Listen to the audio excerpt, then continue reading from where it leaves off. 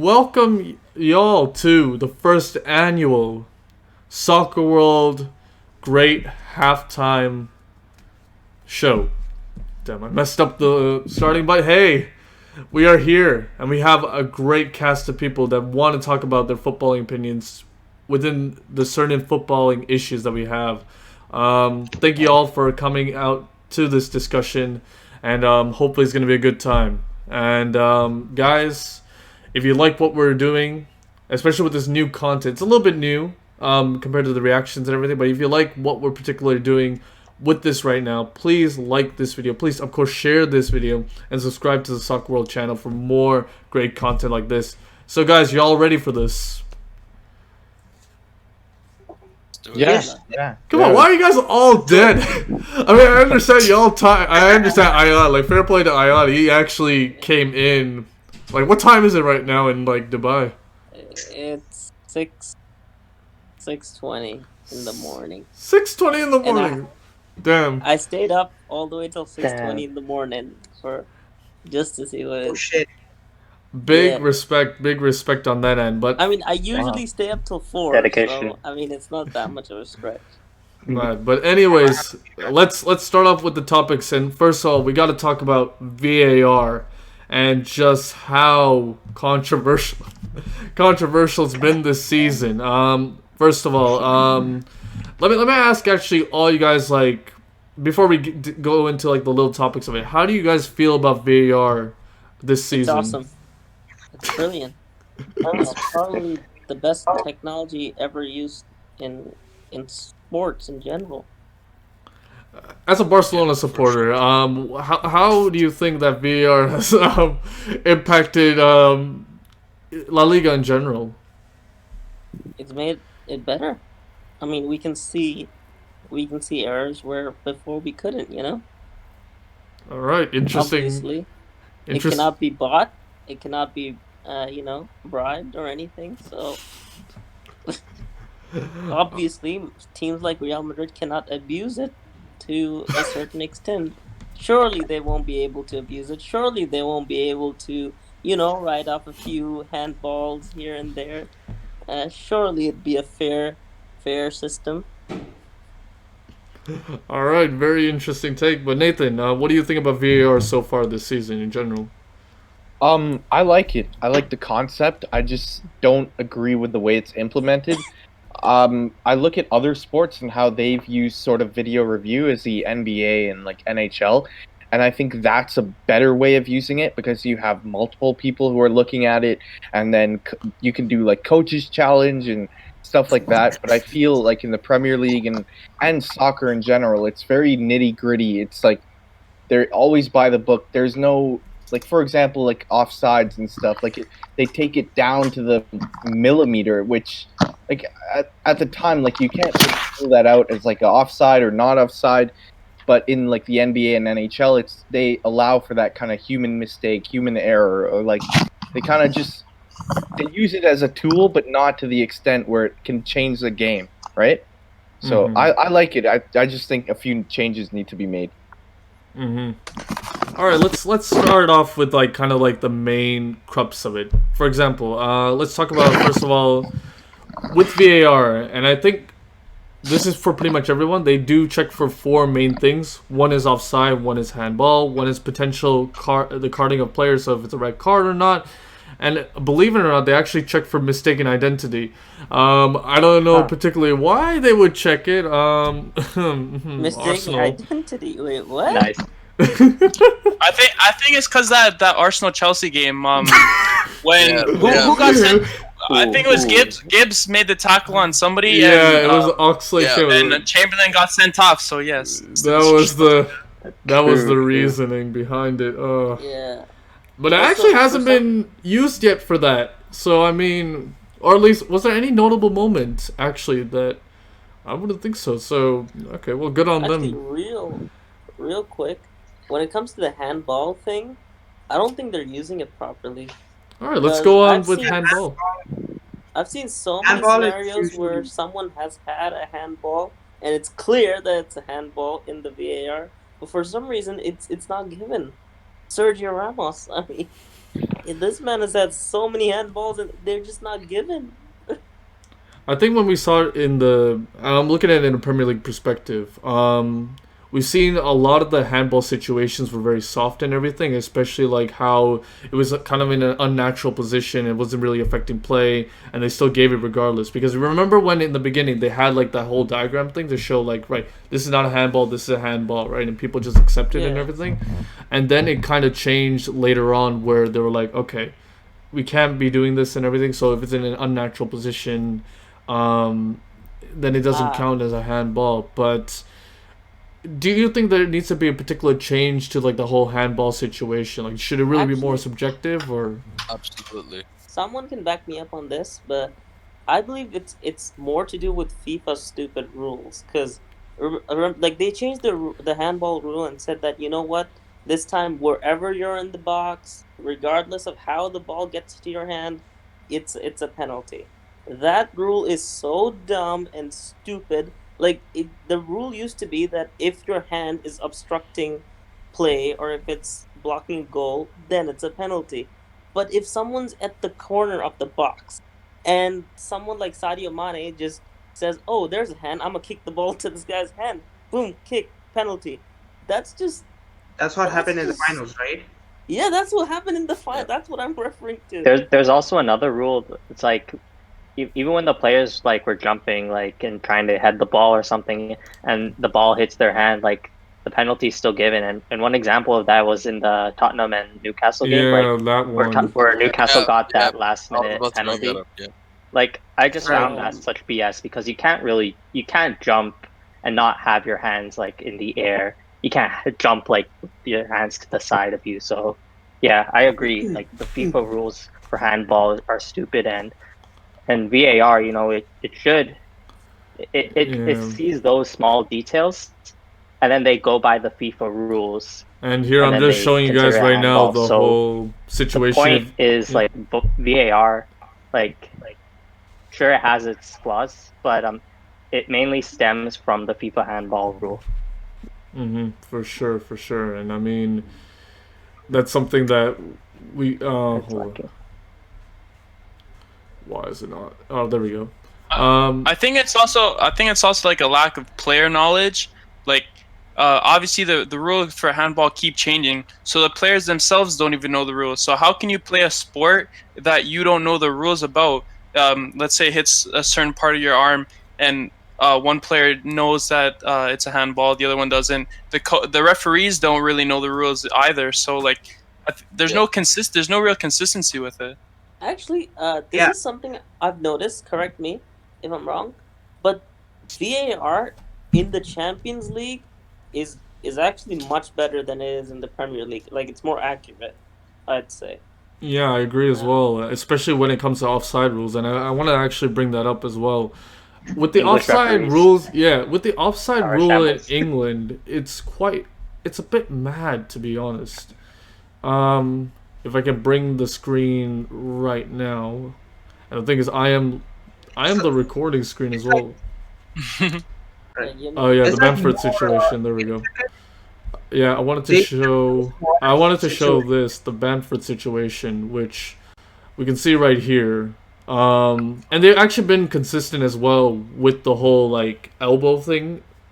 When it comes to like VAR, but I think it's a ridiculous thing to measure from that area and everything, and they've been quite clear on how they're doing things as well. So apparently the two things, according to the notes I have, when it comes to offsides, they use two methods. One is the grid line method, which is a basic line decision. So they pretty much put a line to where the feet position and everything is, and then they would say if it's offside, or the crosshair, which pretty much they compare the opponent and pretty much the attacker and the defender, right, and to see like, okay, where it's offside and everything. But where do you think to a point that they should actually measure that you are offside or not? Which method is this? This is the crosshair method. So pretty much comparing like two defender, the attacker and defender. So you can see the two lines and everything, right? And pretty much a grid line method is pretty much just one line.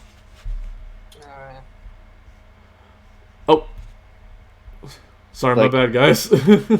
Oh, where'd you go? No, I'm back. Sorry. Oh, okay. Um, Yeah. So yeah, go on. I personally think like if it's a like essentially what they do now is they take a line and they'll draw it up to like even like if your nose is in front of the line, they should check and try to see like depending on how the ball is played, try to see if the player is gonna go for the ball like that. Like if it's played with a low cross, check to see if their hips down are over the line or if their legs are over the line. But if they're going for a header, try to see if their head is over the line. Have it vary in those certain situations because, like for example, there was like I Arsenal was playing once, and I remember Lacazette's like elbow was like just over the line, but he's not playing the ball with his elbow, which I didn't like. That's absurd to me. So I think it just should vary from certain situations, like depending if the ball is you're going to contact with your head or your upper body or with your lower body. And the thing I Or have, maybe the thing I have a gripe with, especially, is like the certain camera angles they capture VAR and everything. Like they're very inconsistent. Sometimes the camera angle's up here, sometimes the camera angle's there, and everything. And based on a Right. certain angle, it can really influence on how like VAR is checked. You look at like I look at the Sadio Mane situation and everything.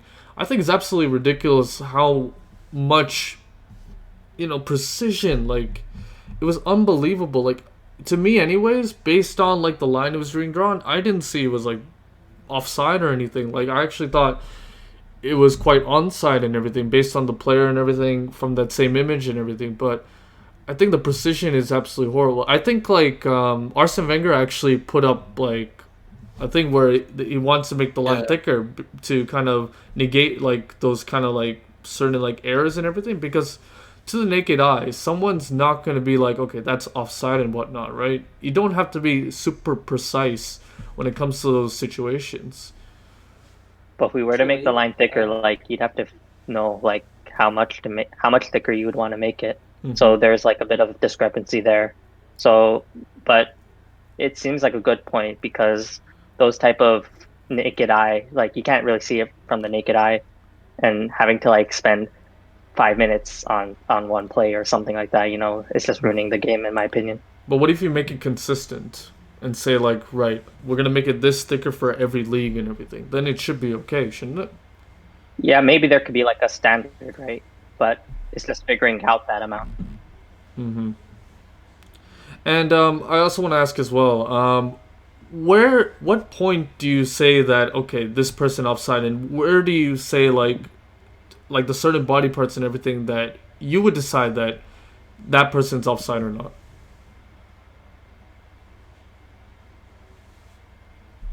I think, like I was saying before, like depends on how they're going to play the ball. You can pretty much tell how a player is going to attack the ball based on their body shape and stuff like that. So, like, how do you tell which body part? Like I said before, if they're going for a header, make sure their head or whatever part of they're contacting the ball that they're making, make sure it's not across the line. But for example, like if their leg or like their elbow is just over the line when they're playing the ball with their feet, like I don't think that should be offside. Mm-hmm. I think it should be whatever part of your body can be eligible as a goal, that should be deemed offside. Because, for example, that Bamford incident, that part of his arm, he can't score with that part of his arm. So why is he deemed offside?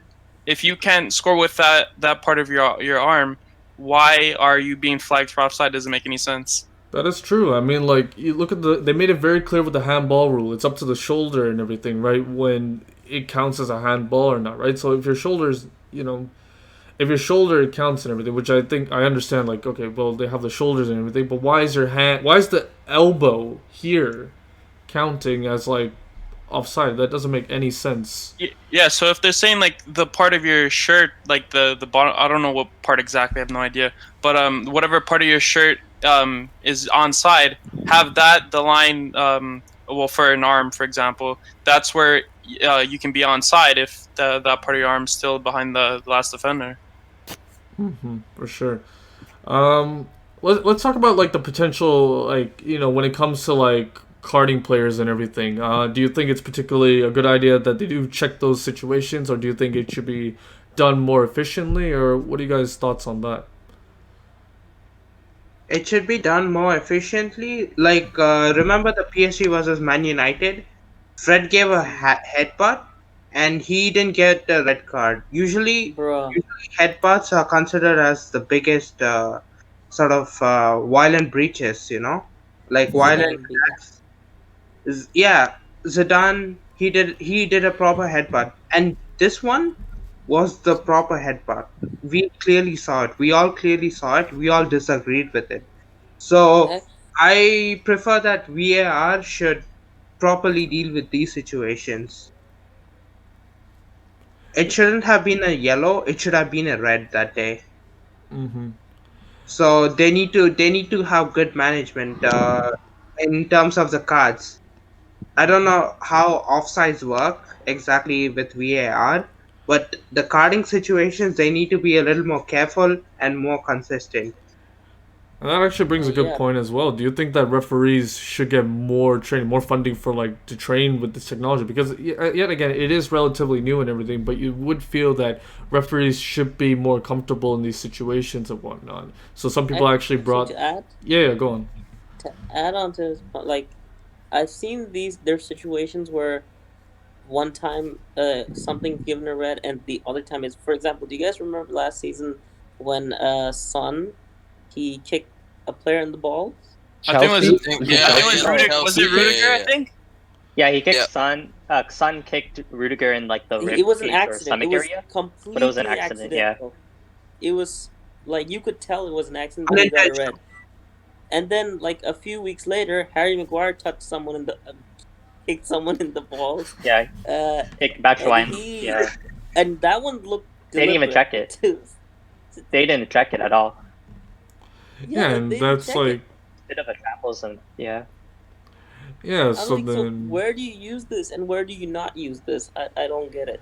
You know what I think it is? So, like, essentially with those kind of decisions, basically, like, after reviewing, the final decision is made by the main referee on the field. I think for incidents like that, there should be a consensus, like, amongst the whole VAR team of whether or not it should be a red or yellow. Not that one guy to make a decision. Mhm. Because sometimes you can't see it, or sometimes you feel bad for the player, or, like, you get affected by the whole aura of the game and the fans.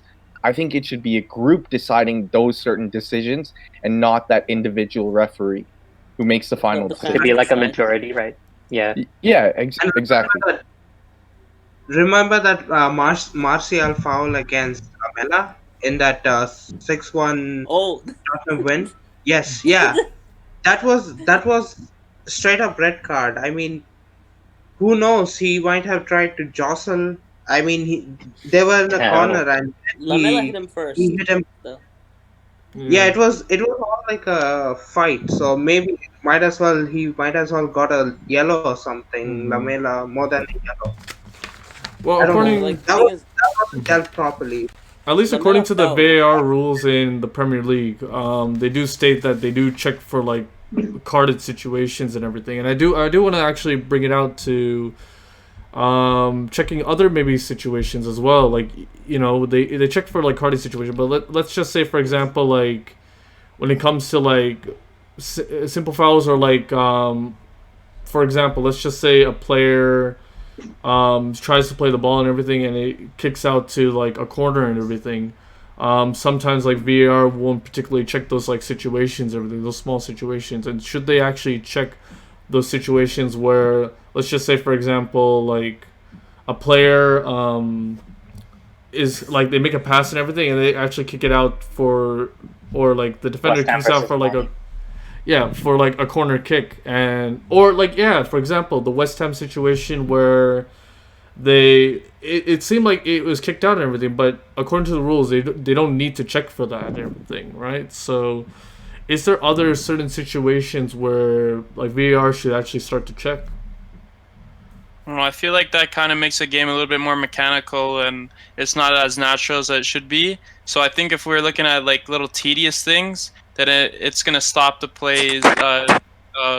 Pauses are gonna be longer. We already see how long VAR takes for offside decisions and stuff like that. So I think if we continue to add more things that VAR have to check, The pauses are going to stay longer, and it's just going to be a whole mess.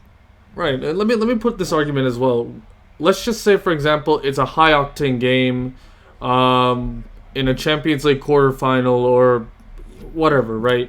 And a similar situation for the West Ham game has happened where the ball seemingly is like out of play and everything, checked by margins and everything.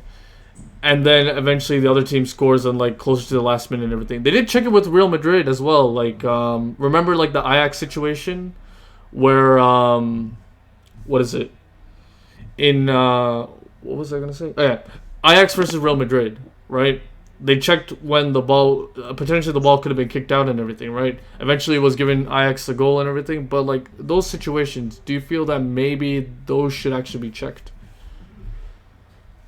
I'm gonna go sleep. I like my eyes are shut in right now, so I don't think I can go on anymore. No, it's all good, man. It's all good. But anybody wants to answer the question I put out? I think like just like how Mitch said, like don't focus on those tedious things. Keep the game natural. Like that's what makes a whole cup final and Champions League final so interesting because the quality of the game is so much fun.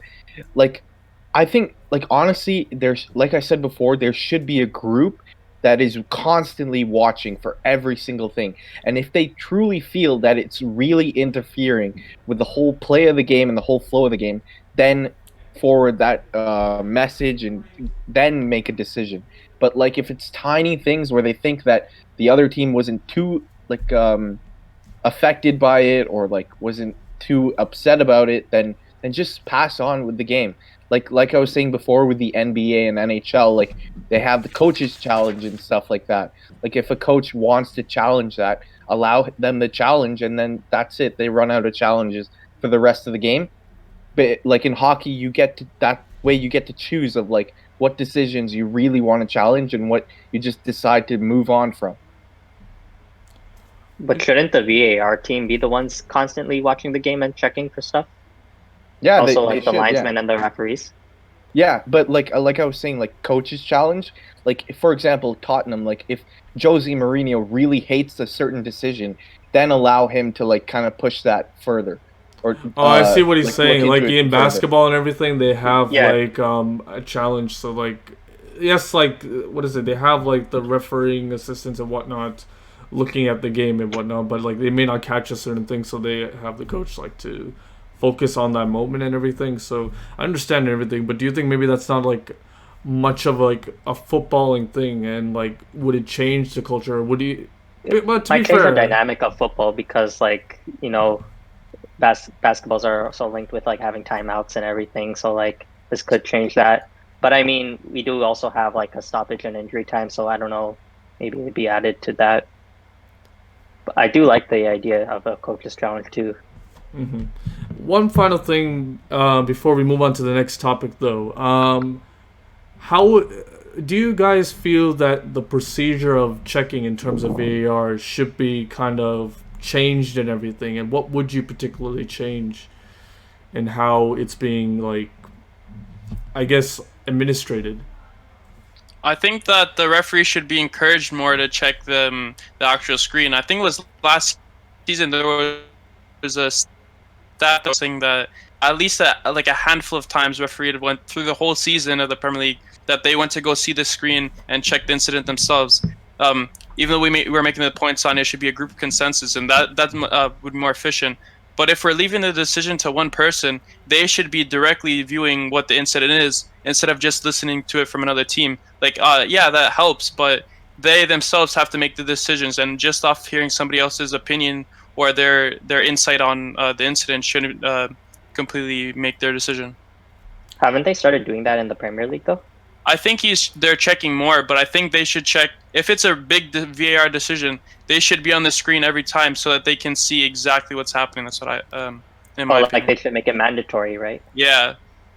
And do you maybe think the VAR like community should be like closer to like the game and like the gaming area as well? You look at in basketball where they're pretty much right like there and everything, right? Well, in the actual like in the Premier League and everything, they're like they're actually in a separate room and everything, right? So, I mean, it may be difficult to actually put it out there, but not even room. Like sometimes, like like they're in a different building itself. Like you'll have the stadium, and then you'll have your VAR office, like so far away.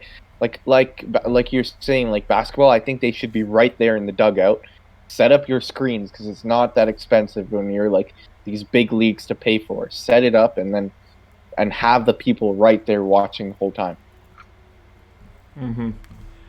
It's a very interesting topic, and we definitely should talk more about it. So, guys, like, if you guys particularly agree or disagree with these opinions so far in this segment, please comment below and everything. And yeah, let's have this. Let's continue this discussion in the comments and everything. But we got to move on now. We're gonna move on to fixture congestions and how it could impact the future of football and football right now, or soccer right now, because I know we do have majority Canadian. I'm sorry. When you watch too much like Premier League and everything, you love to say football and everything. So if I do say football, That's fair. I do apologize to all my Canadian viewers that are so used to saying just name it soccer. Football Worldwide, and I'm Yorku. I said nice. But yeah. Exposed. No, I'm kidding. But yeah, so fixture congestion and impact related to football and everything. To be honest, when they were doing the whole scheduling and everything, and Gary Neville actually pointed it out, there wasn't particularly much change to the schedule, in terms of like spacing the games and everything, right?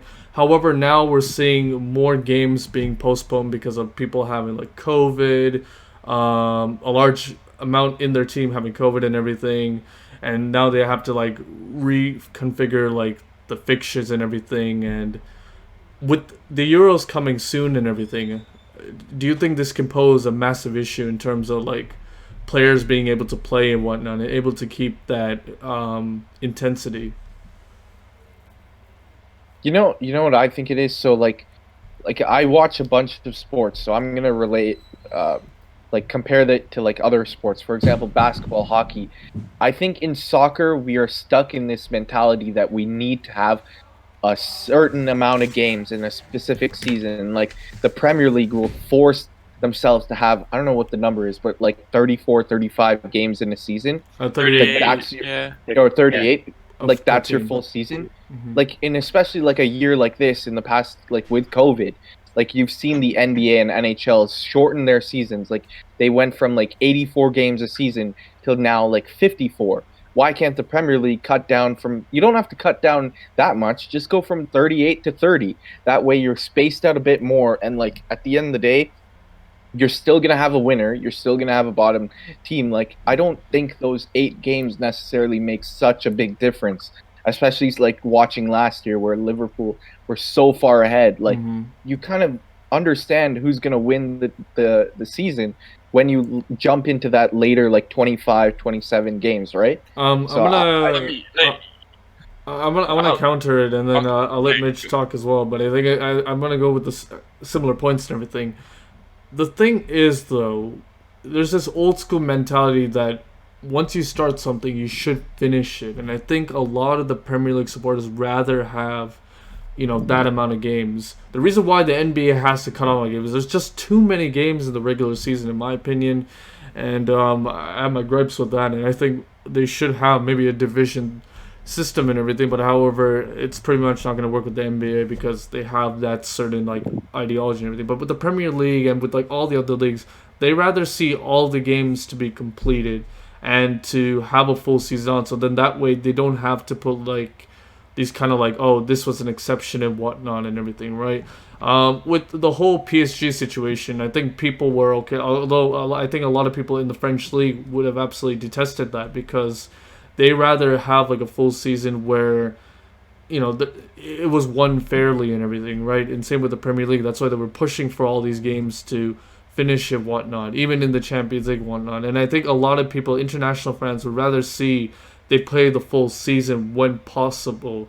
They don't mind particularly delaying it and everything, but they want to see the whole season finish as a whole, so at least they can say like, right, it finished fairly. Otherwise, there would be a lot more controversy about like finishing. Otherwise, you should have, and they didn't want the season to end. They still wanted the season to continue regardless and everything, right? But I understand, like, in terms of, like, the financial aspect and everything, in terms of, like, that's another thing as well, finances, right? If you cut off games, you're losing a large portion of money. While in the NBA, you know, not everybody's going to particularly watch, like, all the games and everything. People are going to cut down on certain games that are least important, right?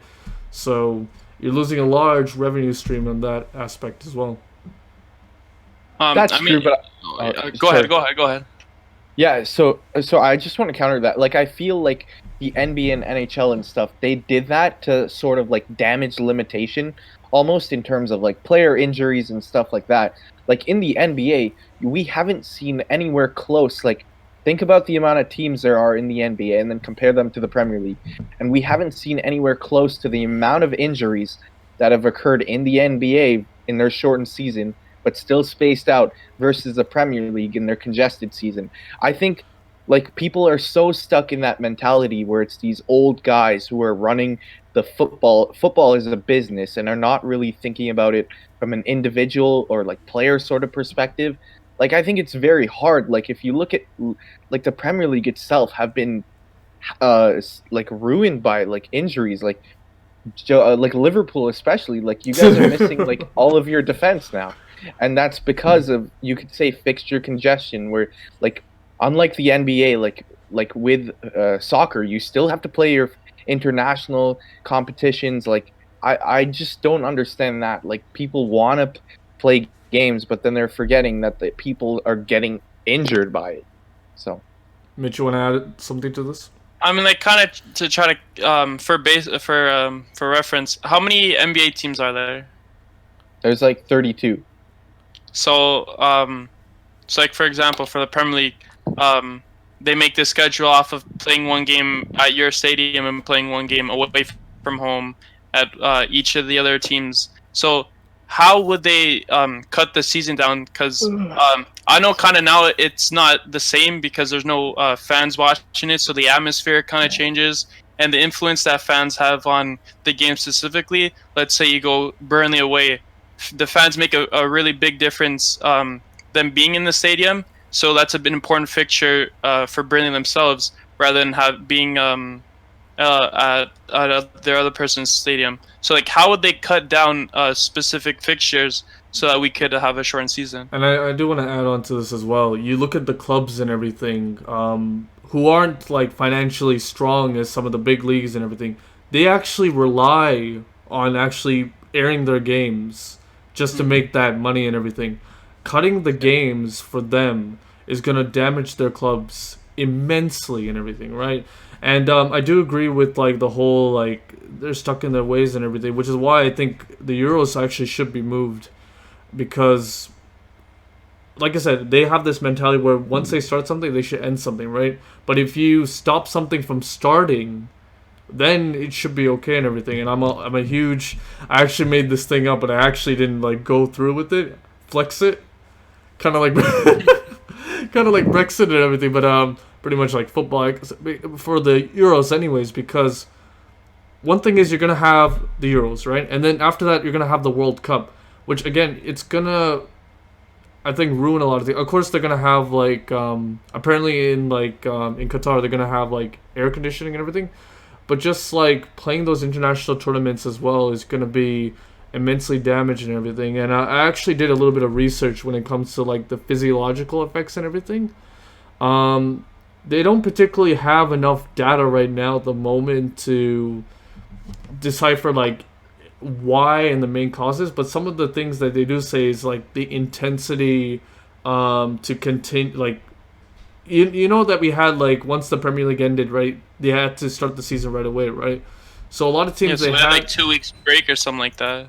Yeah, so pretty much they had, like, a little bit of time to rest, and then they had to get back to that certain intensity levels to start off again and everything, right? And that is very difficult in football and everything, because, like, physiologically speaking, a lot of players are used to getting back into shape at a certain, like, timeline and everything, so they can be, like, match fit and ready, right? But to condense that amount of time, right, they gotta have to make the more like the prep training more intense and everything, which physiologically a lot of players are not particularly used to at that point in time. Thivian, I want to add on to your point, like in terms of that, like would you say that the lack of preseason as well as this congested fixture list can be the reason for like a lot of the injuries and for a lot of the injuries? Yeah, I think 100%. Like, football is a very intense sport that needs, like, first of all, mentally one thing, physically another, and, like, so many things as well. I understand with basketball, like, you know, they have to play, like, back-to-back fixtures, but to play a full 90 minutes with that intensity and everything, and if you don't properly prep yourself physically, you're going to have those, like, hamstring issues. You're going to have, like, a lot of, like, you know, body issues and everything and whatnot, right? So then, especially, and that's why they actually said, like, the 5 subs, a lot of the big teams suggested that because they were worried more about, like, injuries related stuff, not particularly, like, to get an advantage. That was their argument, right? And you look at teams like Sheffield United, for example, who are absolutely struggling right now, and they would want, like, you know, with injuries and whatnot, if they had maybe a little bit more. I know they don't have the biggest squads and everything, but even with the injuries issues they had, like towards the tail end of the season, they were still able to bring like new people to come in and everything, right? So having, like, you know, just in case if you're looking for potential injury, you know, it's a good thing to particularly have that as well. They did like the 5s, they did have like 2 extra subs for like concussions and everything, but why not have it for, like, you know, for injury related stuff just in case? Yeah, they should have it. Like, also the Champions League has it as well, so I don't see why like the Premier League and other leagues are not able to do the same. Reza, what are your thoughts on this? I see you being quite a bit quiet. Yeah. I was gonna mention a point about like how this fixture congestion kind of affects international football, and just by looking at the Bundesliga, you can see that they have less teams in each division, so they have 18 teams compared to the Premier League, which has 20 teams in like the first division. So that allows for less games, and they give an extended break during wintertime to their players and to all the teams, so that they have more time to prepare and, you know, freshen up for the second half of the season. And, you know, in the long run, it helps you prepare for, you know, tournaments like the Euros, the World Cup, even like other continental tournaments for the players. Yeah, and that's the thing as well. Like, the Premier League is one of the few leagues that actually doesn't have a break and everything, right? So you look at, like, some of the other, I think in Serie A, they also have a break during the middle of the season as well, where they do have that break. They're like, right, you know what, you got to mentally rest and everything. And maybe that's why they particularly do better in, like, international tournaments as well with that certain break and everything. The Premier League, they're like, right, you know what, care about the money and everything, we need to perform at that point and everything, right? Of course, it does give the Premier League to end quicker and everything, but you look at, for example, like Champions League finals and everything, right? Like, the Prem sides would have like a longer break and everything to like wait and everything, where in that game time they could actually, you know, prep better and everything. I just think that the Premier League should install. That's why a lot of like international coaches, they're quite baffled when they come in. They're like, why is there like an extended? It took Klopp time to actually get used to that as well, because he didn't, you know, he didn't particularly like the idea. He liked the way that there was a break and everything, and that's the thing as well, right? When you change the way, the structure of how the league goes and everything that drastically, it's gonna lead to issues like this. Yeah. And apparently, like, what is the current issue are we talking about? Sorry, I had to go for dinner. No. It's all good, man. We were talking about like fixture congestions and how it could impact the future of football and everything. Right. Okay. What do you guys think about? Sorry. Yeah. Go ask the question. Go ahead. What do you guys think about like having that midway like water break between the halves? Because personally, for me, like I initially liked the idea, but then I didn't like having the idea of having like a quote unquote tactics break. But overall, I thought it was like it was very like crucial to that end of the season like after the lockdown. But what would you think about implementing it in this season with the fixture congestion and everything?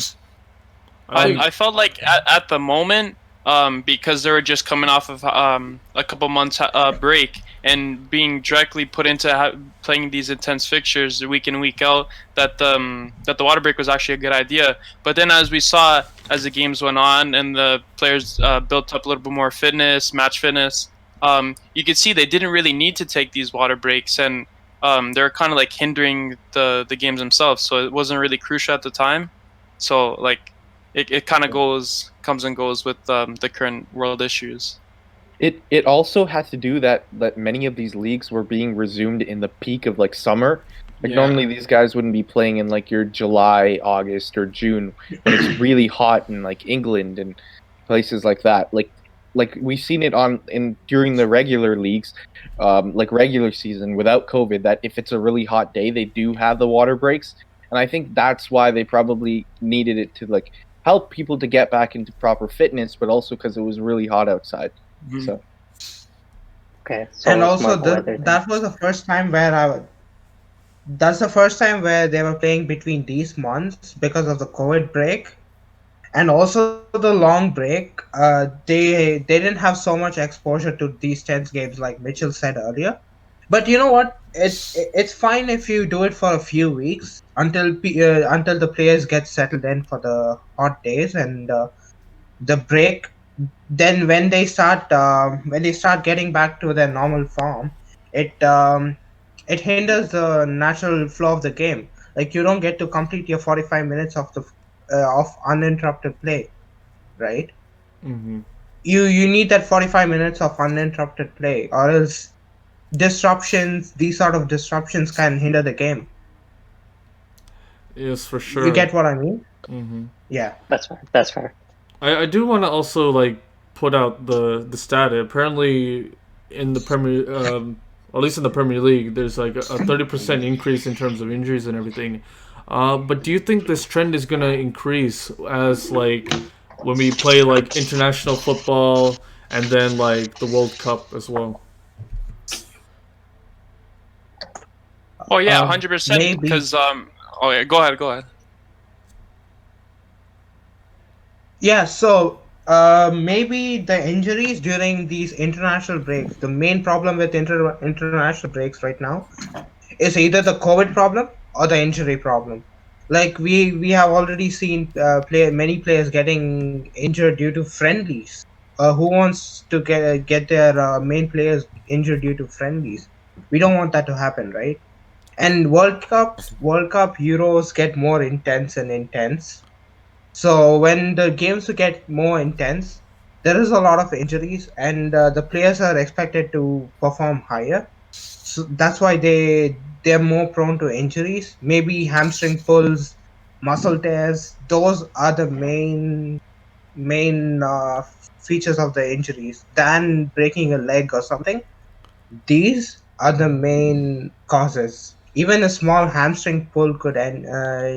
The player could be out for a few more weeks, months, something like that.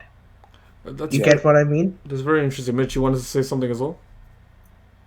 Yeah. So with the international breaks, I already felt that they were kind of like pointless in a sense. Like I understand if it's for qualifying for an important major tournament, but like just playing friendlies for your nation, like I don't really see the point of it. And they've kind of changed it so like there's less friendlies with the inclusion of the Nations Cup, but just having that like those breaks so that they can go play for 2 weeks with their national team, like I don't really understand what the point of it is. I agree with the notion. I for the international friendlies, obviously they do put it out because like to get the chemistry with the team and everything. But I do understand that point of like there's already the Nation League and everything. So why do you want to put like other stuff in between if that's the case and everything? So wouldn't the Nations League also like be like that kind of international? And I get at least this time around there shouldn't be international or at least international friendlies and whatnot, because like the fixture congestion and everything. And like I don't think a lot of people like they don't care for, you know, international friendlies. Like, it's not going to generate a lot of money either. So I mean, yeah, the Nations League was supposed to replace international friendlies, so yeah. I'm So right. quite redundant.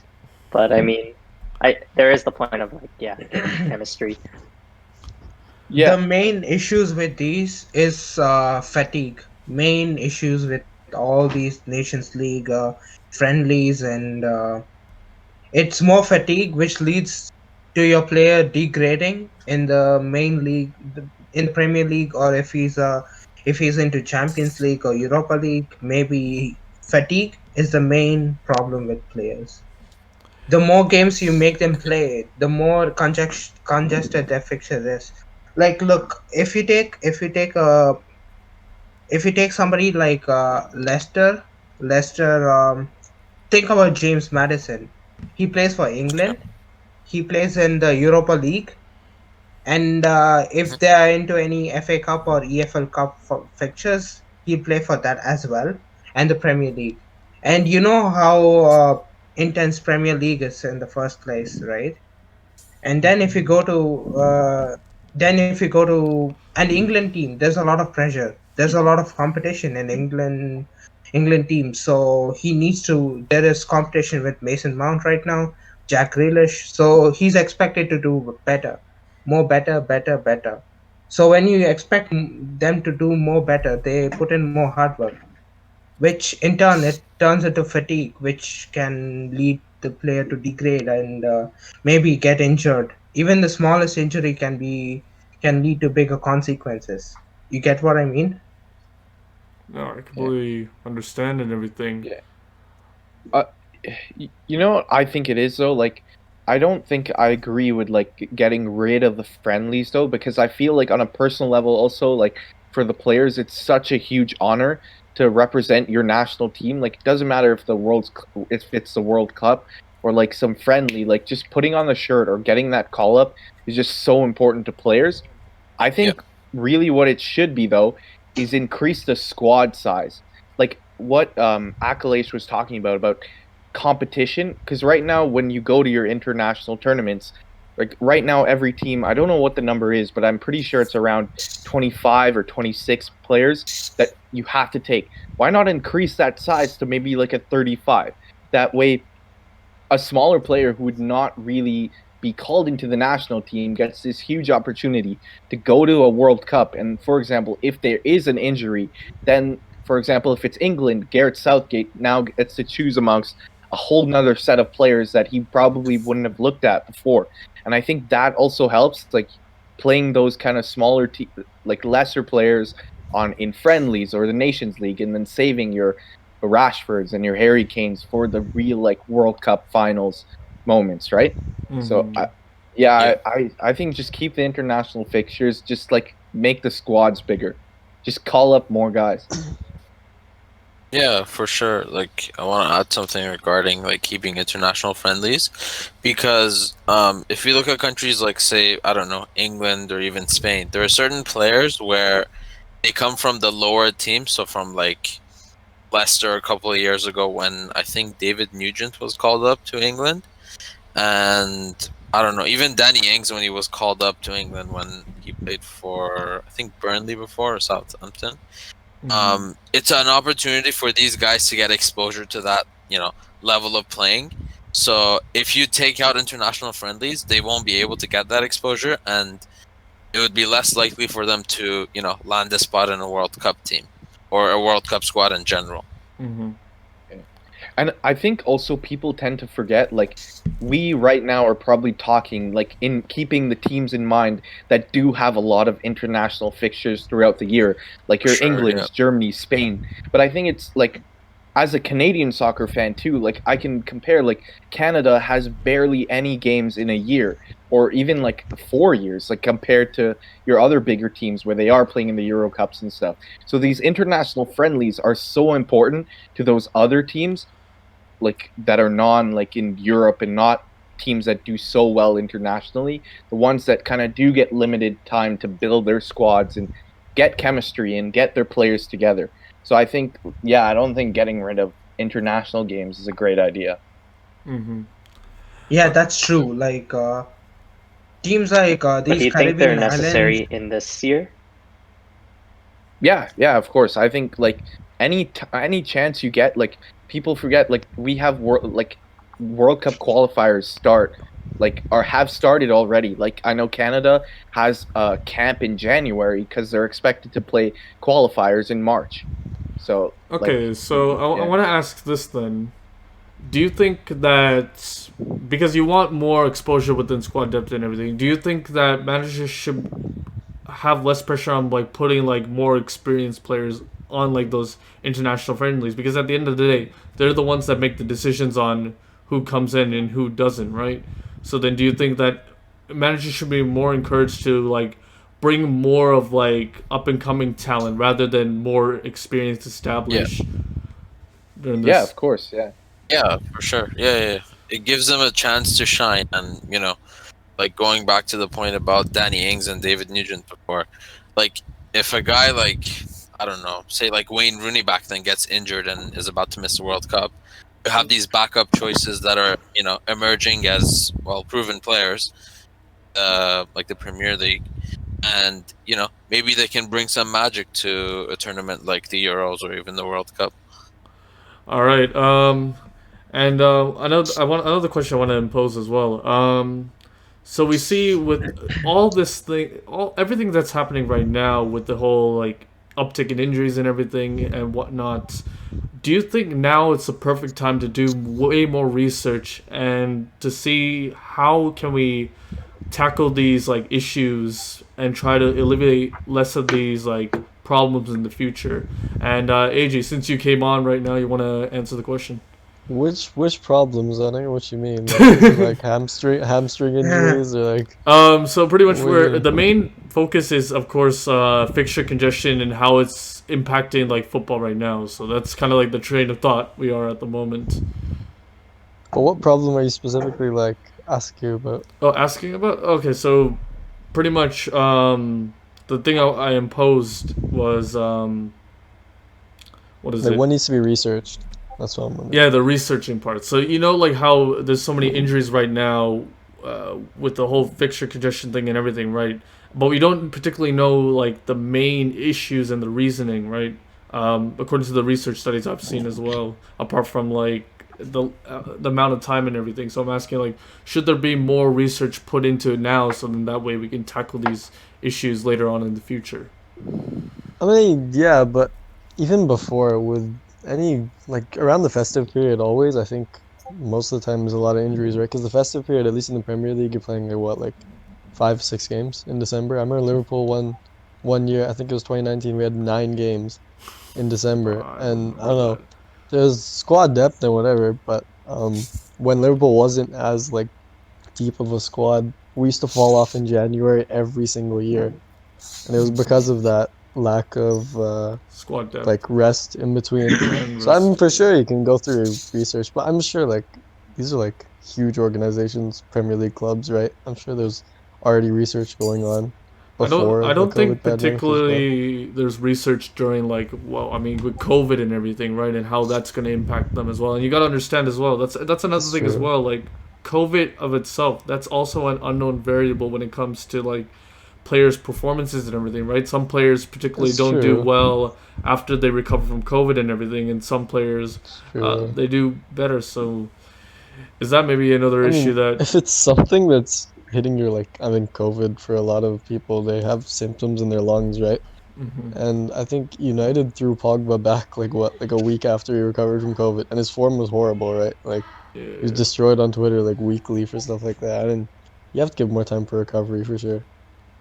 Same with like Kai Havertz, but he had a lot more time because his symptoms were more serious.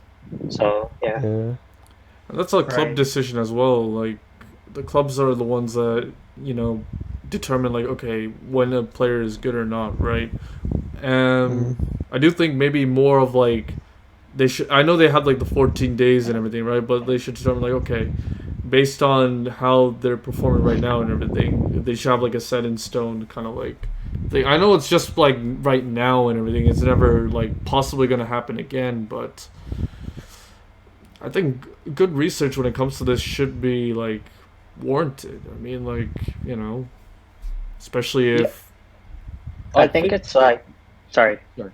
Thivian, when you ask like about research and stuff, are you indicating like are you just saying about like injuries, or are you trying to say like during this whole COVID like pandemic, should we like kind of address like should clubs address like not just injuries but like a whole bunch of other issues so that when we have the full restart and are completely back to normal, it's a more polished product? Is that what you're asking, or is it just more like research and injuries? well, I mean, like when you research like certain aspects to the game and everything, right? You know, you'll be prepared more, so you can kind of relate. Like, okay, let's say a similar situation happens like this again, and then you can look at that. It's like, okay, now we have our research, because back in the day we didn't research about many stats and everything. And I think that's the reason why we had the whole like, you know, they changed the brand and everything, because to keep stats, you know, in play, right? Because before, yes, you kept a couple of stats, but it's not as in depth as it is right now, where they have more like research towards it, right? So then that's pretty much kind of like, I guess, polishing the idea and like looking into like certain aspects of it. Anybody has any final remarks related to like fixture congestions and how it may impact the future of football? I'll go for it. So if you look at the fixture congestions, in considering the whatnot, the league and the EFL Cup, FA Cups and stuff, it's usually that one thing that's advised to the boards, that they have a lot of players in their team, right? They have a lot of reserve players and stuff, so they can have an alternative squad for an FA Cup with only a few important players. That I think most of them do that, but I encourage them to do that more, so that the main players, the people who they consider more, so they can be in the substitute bench or the reserves, so that they don't get the fatigue, and the reserve players get more time to play. So there's a balance between the games, and they don't feel congested. Mm-hmm. Well, guys, I love the topics that are being discussed and everything, but we got to move on to the next kind of topic and everything. If you guys want to continue the discussion and everything related to this topic, please comment down below in the comments below. I appreciate y'all. We're going to move on to the next topic, which is the January transfer window.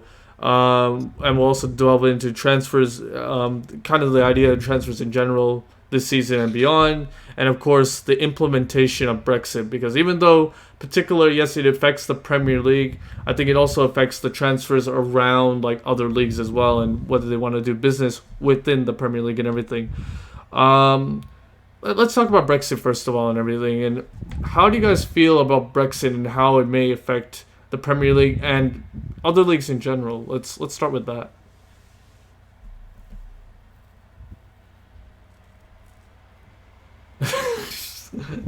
The silent and everything. Actually, no. You know what? Maybe I should put a little bit of context when it comes to Brexit. So, some of the new Brexit rules in it. That's a pretty good idea. Yeah. Sorry about that, lads. Yeah, you can. So no problem. That's gonna be a very awkward silence. Anyway, so pretty much the rules that are in Brexit is you can't sign overseas players 18 or below now, which sucks obviously. Okay. They can't move to, and obviously with the whole like England moving out of the European Union, because they were part of the union, a lot of players were easy to, in Europe anyways, to go to like different countries around the world. It was not that difficult and everything.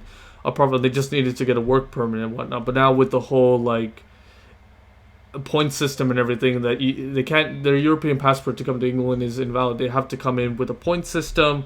Pretty much a maximum of 6 foreign players can be transferred at a time within each transfer window, and 3 can only be under the age of 21.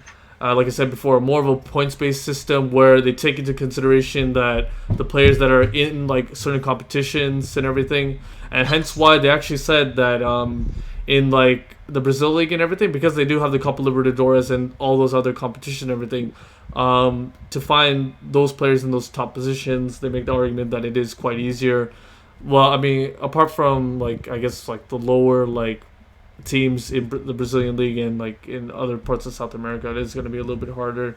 They don't talk about Central America, which quite honestly, they could. It is quite easier. Like let's say an MLS side is in the CONCACAF, that'll give a higher chance for a player to come in actually than someone that's not. And of course, yeah, like I said, the benefit more in South America and everything.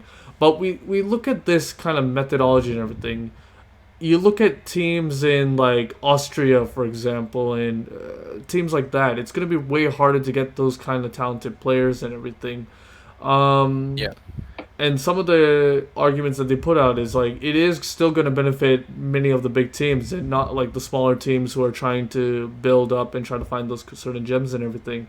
But how do you think it is going to impact the Premier League in general? We'll start off with that, and let's see your opinions. I think it levels it a little in that because most of the times you get, I don't know, 17, 16-year-olds that are coming from where Brazil, Austria, or whatever. But most of the time they are going to the big clubs, right? Like Chelsea, Arsenal, United. I think Richarlison's one of the few exceptions. I think he went to Watford. But like a lot of the really good talents from overseas, they're like 16 end up at the big clubs. So I think like although these rules are pretty stupid, and I do hope they make an exception for them soon enough, because I don't think Brexit's about reshaping the Premier League. It's about like I don't know, the economy or whatever. Yeah. But I hope they do make an exception. But I think it will make it more competitive, at least for like the youth academies of the bigger club. It makes it more difficult for like Liverpool to go sign an Austrian or something. Now that we can't do that, I guess it makes it better for, I don't know, Bournemouth's youth academy or Southampton's youth academy. Yeah, and that's one of the other arguments that are being made, that it is actually, theoretically speaking, should promote English talent to come up to the ranks and everything rather than using international talent and everything. There are some arguments that do say that because there's a lot of international attention in those ranks and everything, it actually makes it a little bit harder to develop those styles and everything. Like you look at different styles and everything, but because you don't have that, it doesn't maybe elevate the game. Where do you guys stand on that whole like English quota?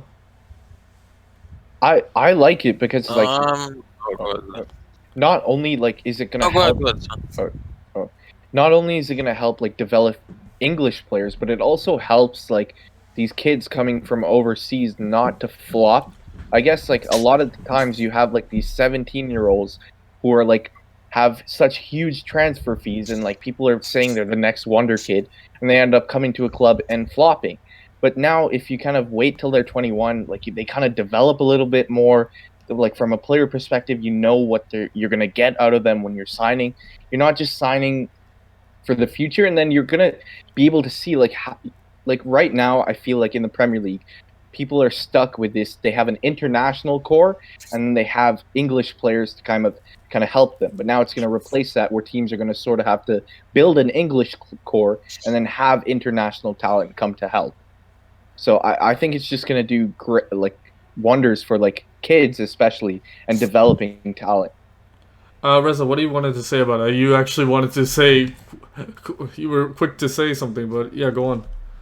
Yeah, I just wanted to add something quick, that the Premier League also added a new homegrown players rule for every club, where I believe, if I'm not mistaken, every player needs to have a minimum of 8 like homegrown players, so players that have been either signed by the club when they were really young, like 17, 18 years old, and they've grown into the team, or they're just homegrown in England, and they've played in England from a very young age. So I think it's good exposure for young talent, especially, in England, where we see a lot of talent just go wasted, because we can see players like, let's see, for instance, like a Jack Grealish, right? Mm-hmm. If we look at all of like the English talents in like an attacking midfielder position, we've got, I don't know, Jack Grealish, Mason Mount. We even have like Todd Cantwell, who plays on I think Norwich now.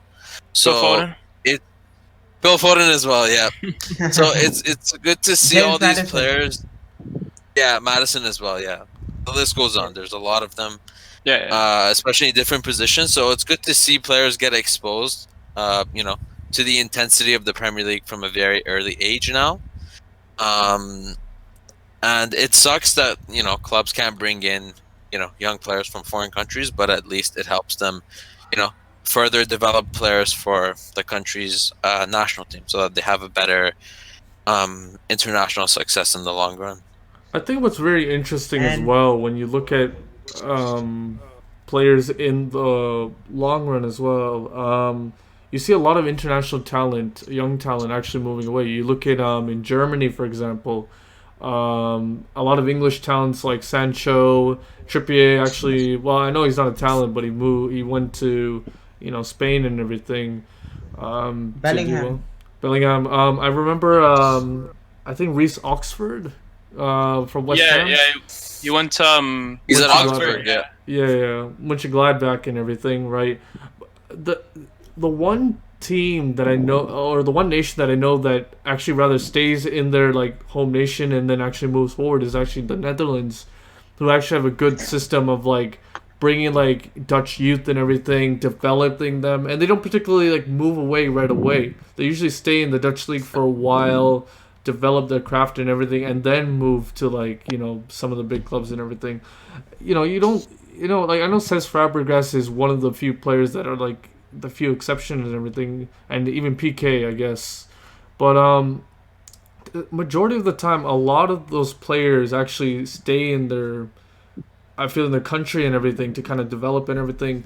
Even like Souček, for example, right? He was a guy that developed in the Czech league, work on his craft and everything before coming to the big leagues as well. So do you think that it is, with that kind of being said, do you think that it is like a perfectly logical way of looking at things, or do you think that still it's kind of a good idea to have like a lot of some of the youth and everything go into like these international countries?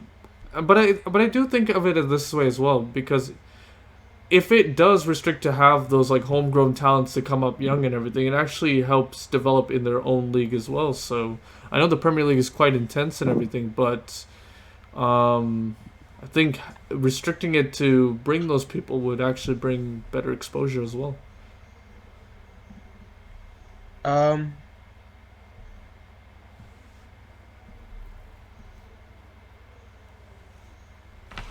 What's wrong? To be honest, I think that is a good thing. But if you consider some, you call it as wonder kids, like the same thing has happened to us, I guess, us Chelsea, having Timo Werner and Kai Havertz moving in at a really young age, and right now they're not able to fit in, and they've been good, but they haven't been able to fit in. So yeah, that it doesn't make that much sense. It's either if you move them in earlier, they get more exposure to the intense Premier League. That's actually very interesting in a Chelsea point of view, actually. Look at the youth talents Chelsea has and everything. I know some of them are not like English, but majority of them are, like look at the talents that come out of Chelsea and everything. And of course, like once they leave Chelsea, they actually drive to do things. So do you think, I want to ask some of the Chelsea boys that we got here, do you think actually doing this would actually like allow you to actually bring up like certain talents and everything and actually develop them and everything? Because actually, when we look at it this season for Chelsea as well, a lot of their youth products are actually thriving rather than the ones they actually bought in. Well, at the moment, like what we do, a lot of the time we loan out players. Like we have like a loan army. Sometimes they go to like the championship or lower leagues in England, but a lot of the time they also do go out to like other leagues, like in the Dutch league, for example, or in the German league. So I feel maybe this would hinder some of that, and it would like reduce the possibilities where they can go to thrive, because I feel any experience is crucial, like when you play in like a top league. So but do you think we need go on.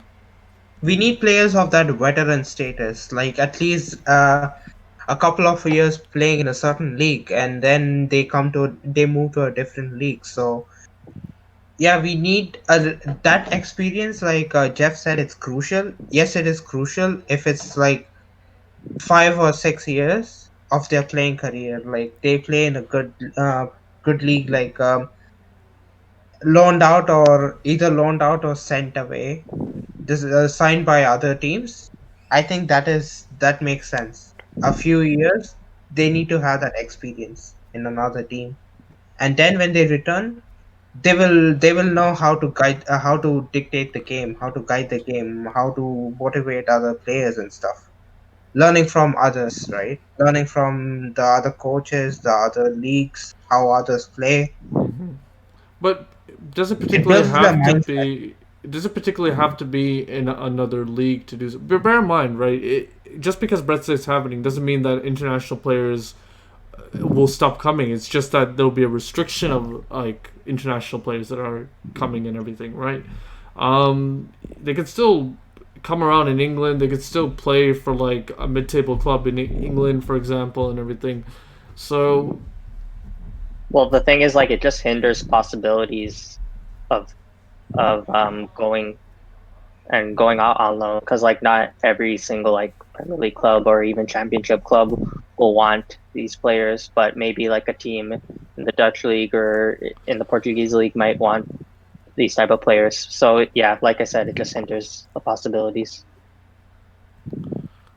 And I do want to point out as well that it actually massively, and they did talk about it as well, that it actually boosts the amount of South American chances of coming into the Premier League more than Europe, actually, surprisingly, because like, some of the European talents, like in Salzburg, for example, they don't. Sometimes they may not compete in like, or like if Austria and Vienna, they may not compete in like the Champions League. I think Salzburg should be okay, but like Austria and Vienna, for example, like other teams like that may hinder the progress and everything if they want to search for like a certain player from that team. So it could potentially be like the it's just the non noticeable teams as well. So it's a very interesting as well. But I do want to impose how would it impact like the future of transfers? Like what do you think is particularly going to happen? I also want to point out, like you said, future of transfers. I think with this rule now, like English teams especially are gonna try their best to stay away from international transfers. I think you'll see a lot more of like your Jamie Vardy stories. Like I remember Leicester, like when they signed Jamie Vardy, like when they brought up Jamie Vardy, like they still had good strikers like Slimani and Kramaric, but like obviously your English talent shone through, and then they've stuck with him. And I think like even teams like Tottenham, like where your English talent has shone through, you've kept with them. But like in the future, like I don't think like a team is gonna go out to try and buy an international striker like when you have this sort of barrier to get through or like jump over. It's much easier to maybe look for your gems within your league maybe. And then I also want to like, this is another side of it, but like I do think that it's going to lower the quality of the Premier League and English football in general, because right now people forget like these international players that are coming in are challenging your squad and your like homegrown players to play better or play at the same level as them. Like we've talked about it, Thivian and I, before, of like how the Canadian Premier League, where they have this rule that they have to play Canadian players and you can only play a certain amount of international players. But at the same time, you're not really doing that much to develop your Canadian talent because you're just challenging them amongst themselves. And like that's at the end of the day, your international talent, it will just have played between themselves for the whole season. But when you have international come in, you're now fighting for places. You're now stepping up your game because you want to beat that next Brazilian who might take your spot, or that next German kid who might take your spot. Mm-hmm. I'm gonna put an interesting twist on the things and everything. I want to look at history lane when I look at it. I remember when, or like at least I read through things when back in the day when it was the European Cup and everything, when there was a period of time when English teams had rule and everything, right? However, in terms of the international talents, like in Brazil and everything, it wasn't particularly put into like English teams. They had more like Scottish, they had more like Welsh and everything, more within the European Union rather than like abroad and everything, right? It was only like when English teams stagnated is when they got a ban. And I'm not gonna say particularly which team is the reason they got the ban, but yeah, they pretty much got a ban within the Champions League and everything, and it took time for them to really get back to those levels and everything. So I think of course, versing against the big European sides is very important and crucial to do it. But however, we actually seen like they didn't particularly had that international, like in terms of like people like way abroad, like in Brazil and everything, back in like the 80s and whatnot, for example. So do you particularly think it could actually happen that just because they don't particularly have a lot of chances and everything, they can actually build up, and it's just more important that they do first against like a lot of teams that are international instead?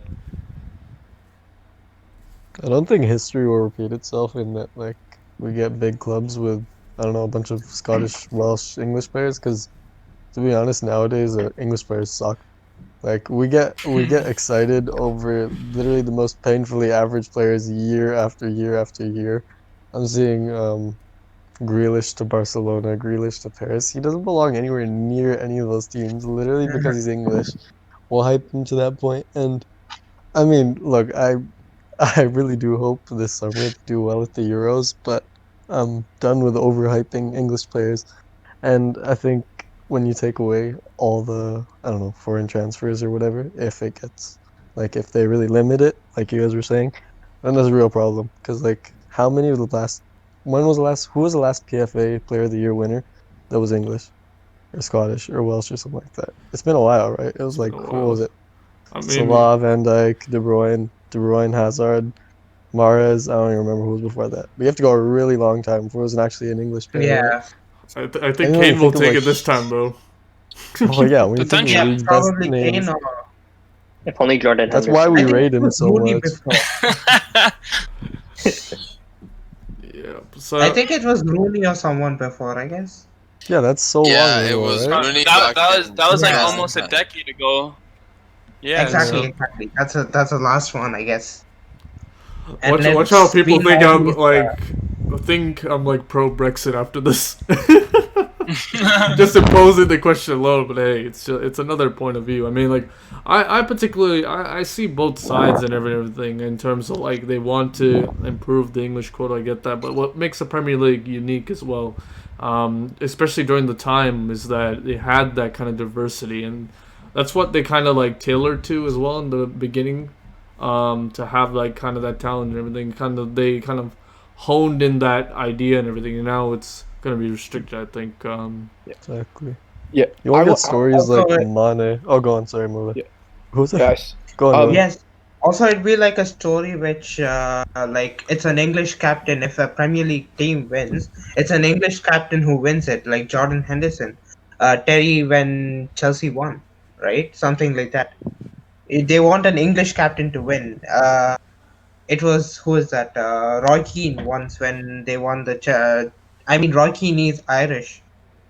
I don't know who else won it, but I think during those Aston Villa and Nottingham Forest when they're winning the Champions League, it should be an Englishman who lifted the trophy. So that sort of a thing can happen. Like they want Premier League standards, an Englishman can lift the Champions League.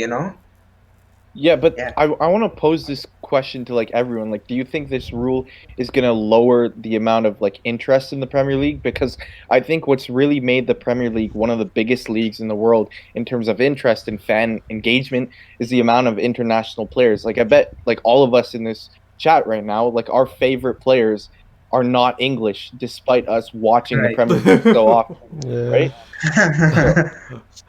I don't know. I think it'll take a lot of interest from like outside of England, like for example, South American like football fans. They're not going to have as much interest in watching these games if they're not going to see some of their national superstars playing in the Premier League. So they're gonna not have that real connection Or in with Egypt, the league yeah. itself. So Like Sun, right? yeah, for Like example, Kingdom yeah, of Sun. Oh, exactly. like Korea. Yeah, exactly. Salah Yeah, those with are all good points. Egyptian, yeah. Exactly. Yeah.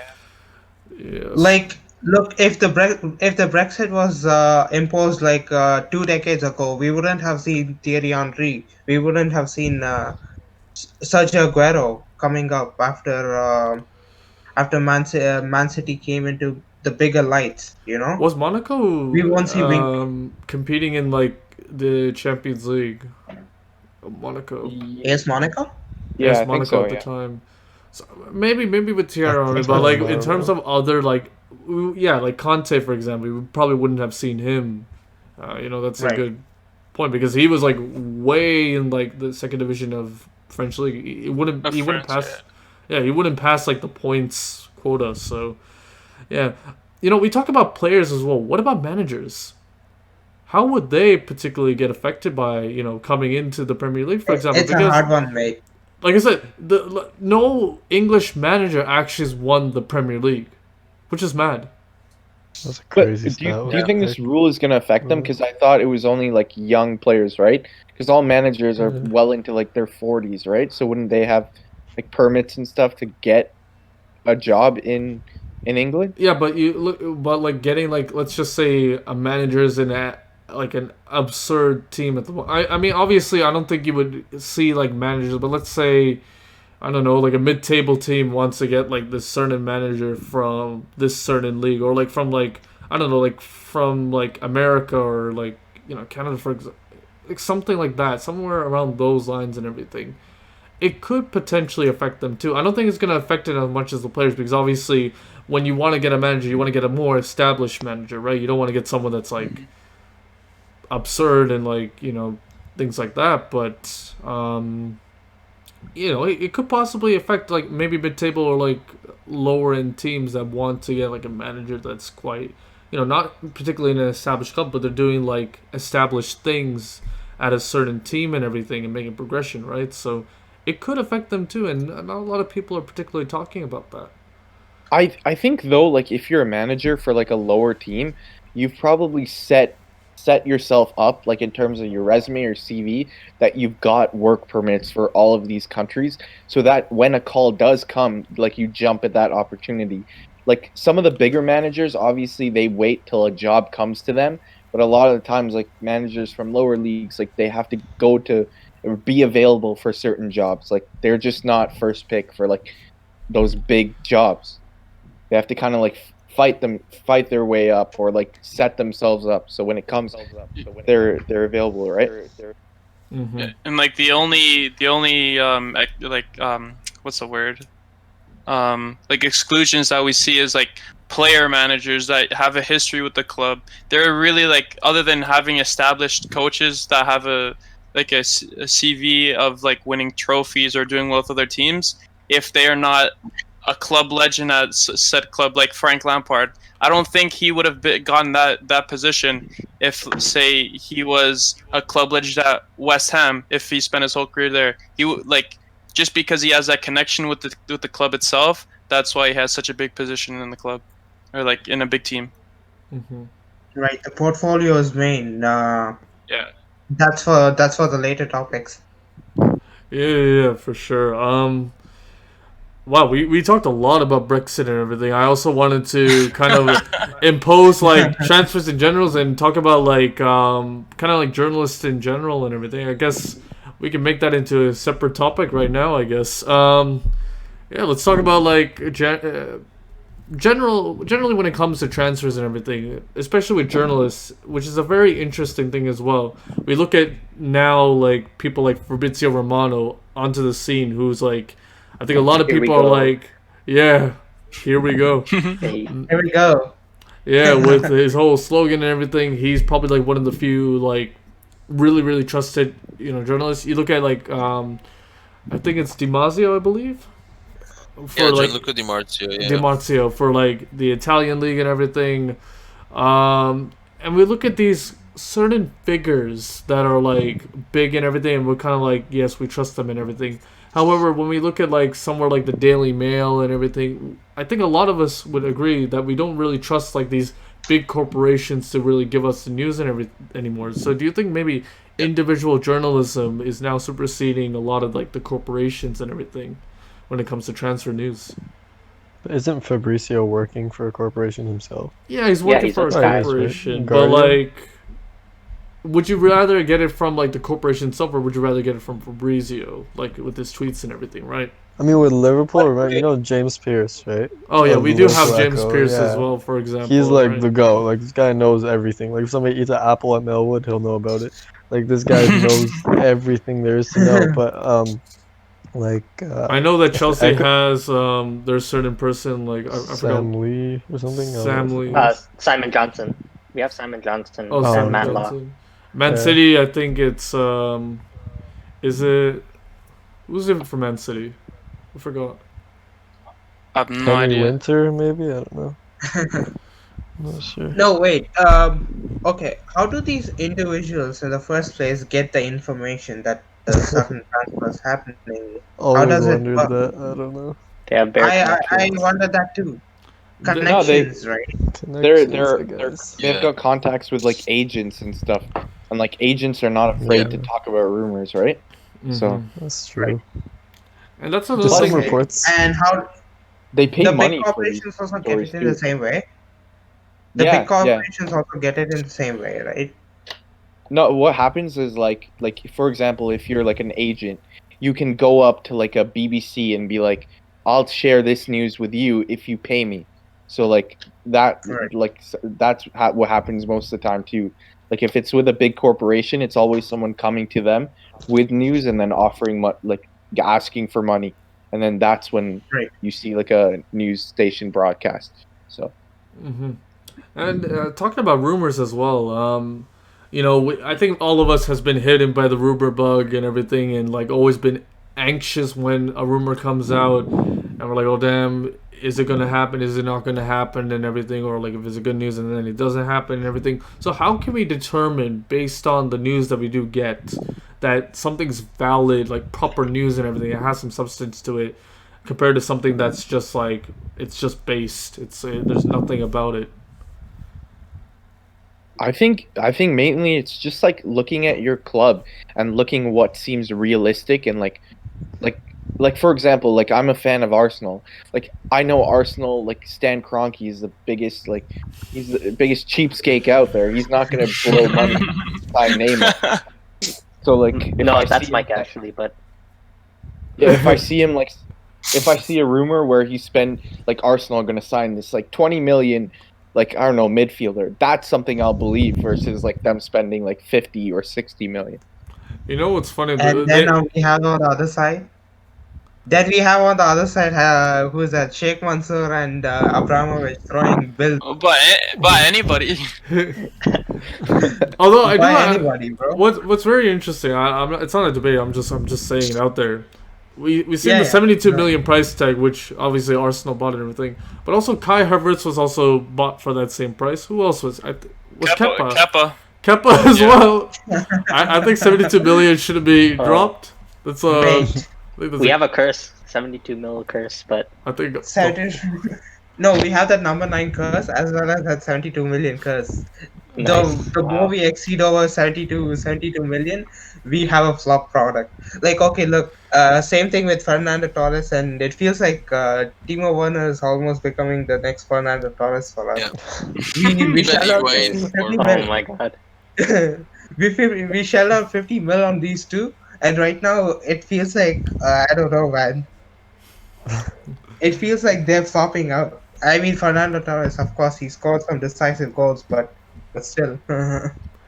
but let's talk about it as well. Hopefully. But you know, like I think a lot of people they look at these rumors beforehand, but now you look at someone like a Fabrizio Romano, for example, who's kind of like one of the more trustworthy and everything. If he doesn't talk about it, I think a lot more people are able to decipher like, right, I think this is more like just conjure and everything, and they're just trying to make a little bit more money out of it.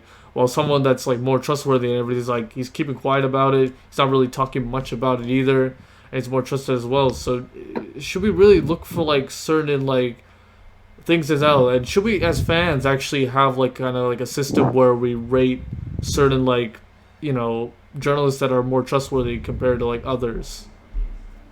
I think like normally you look for the name, right? Look for the name on the article. Yeah. That's what I do at least. I find Fabrizio Romano, he just, I mean, with full respect to him, he's obviously like the best journalist there is right now. I find the reason why he's so reliable is because he releases a lot of his news really late compared to some other people, right? Like I remember when Liverpool signed Simicast, the left back. I think with Liverpool in general, we're just quick with transfers. I think that's why Fabrizio Romano actually hates us. Like he probably hates us. That's why he never reports anything related to us, because we're too good. We're too goated when it comes to like just getting things done, innit? Well, at least right now at the moment. Well, like someone like Manchester United, it's like they're so good in terms of hyping things up and everything. That's what Fabrizio Romano is like really good. The hype is too real when it comes to Manchester United and Chelsea. But I think because they also had like with Bruno Fernandes, for example, like coming right away, I think a lot more people are actually, you know, relying on him with the things he says as well. And I think he is one of the more like genuine people, especially with the interviews he does come up and everything. But he also uses those certain tactics where to hype people as well and everything when it comes to it. And I do think like when it comes to like your club itself, right? I think looking for like these transfers is really good, but I think also like your club mainstay, like for example James Pearce for us. I think I think his name is Simon Stone for Manchester United. I'm not too sure. Like those characters itself are like very important, and I think we should really look into those people rather than like I think these big corporations. Like for example, the Daily Mail is. I think it's horrible. Sky Sports as a media. Sky Sports is more like betting oriented. To be honest, they like to base their news off like, you know, bets and everything as well, coming on it. So like that's also biased in a way as well, you know. Although like still some of the corporations like the BBC, for example, I think they do. Announce some on the dot and everything when it comes to transfers and everything, and that's particularly why I had a friend. He I actually asked like some of the more reliable like journalists and everything, and we do actually have like all like the transfer stuff and everything on like our own Discord page, which I think is brilliant and everything. Although I mean, when I ask your feedback on whether or not we should keep it or not, but having those like certain people that you can rely on and look at it, I think it is especially beneficial. Especially Oh, sorry. You know what I think it is though? I think people find individuals more reliable is because they have like they don't really have anything to lose by telling the truth, whereas like by not telling the truth, whereas these big corporations, they do have something to lose by not putting out news or not jumping on that like latest rumor. Like I think Fabrizio, like there's a bit of like he doesn't care really if he gets it wrong, which is why like people trust him. Like he doesn't care. Like he doesn't. Like, his followers are not waiting for him to like throw out the next news. They know that when he puts out news, it's always reliable because he's not waiting to like shoot out any news that comes. Whereas the BBC, they have a whole team that's just catered around transfer season to like find the next rumor, put that tweet out because we want fan engagement on our platform or our broadcasting company, right? Yeah, what I find very interesting as well, like when you put like a certain false narrative for a very long time as well, you do lose a certain amount of people as well when it comes to news and everything. And I think like when it comes to like honesty and everything, for example, and I think individual journalism in general is I think thriving. You look at people like in YouTube, for example, they look for like certain people that actually have a good opinion on certain things, and they're like, you know what, I want to hear more of this opinion because it's kind of well versed compared to like, you know, like certain other people where they do tell the news and everything, but it's not like as well versed. And that's the reason why for those other like journalists as well, they kind of like conjure up stuff to rile up certain people as well. They kind of like they kind of like quote other journalisms as well to say like, oh, this and that, and they kind of like twist words to make it more appealing. And that's the important things with headlines as well, like these clickbaity headlines, to garner attention a lot of the time. So, which I think a lot of like people do it nowadays. I mean, I do it all the time with our videos for Soccerworld. So. Yeah. You know what I also think it is though? Like I think we trust Fabrizio so much is because like he's on a platform for us that's so easily accessible. Like he mainly uses Twitter, whereas like an older like an older group or like an older demographic are gonna trust your BBC or like your Daily Mail because that's how they intake their news. Like they're probably gonna say that Fabrizio is a scam because they get most of their news, like not just soccer news, but like everything else from that certain broadcast company, right? Mm-hmm. Yes, for sure. And I do think, you know, this topic, unless does anybody have any final remarks regarding like journalism in general and how like we should look at when it comes to like looking for transfers and whatnot? Yeah. Actually, I have a point. So like, I think like people like I think a lot of soccer fans kind of sit around, kind of waiting for news to come. But like, if you're truly like a really like a big soccer fan, you'll kind of like, if you're interested in a player, you'll follow that player on social media and pick up on little cues. Like I know Arsenal, like when I heard the Aubameyang rumor, I was like so over the moon that I followed Aubameyang on Instagram, Twitter. Like I was looking him up every day, and there were certain cues that you could pick up on.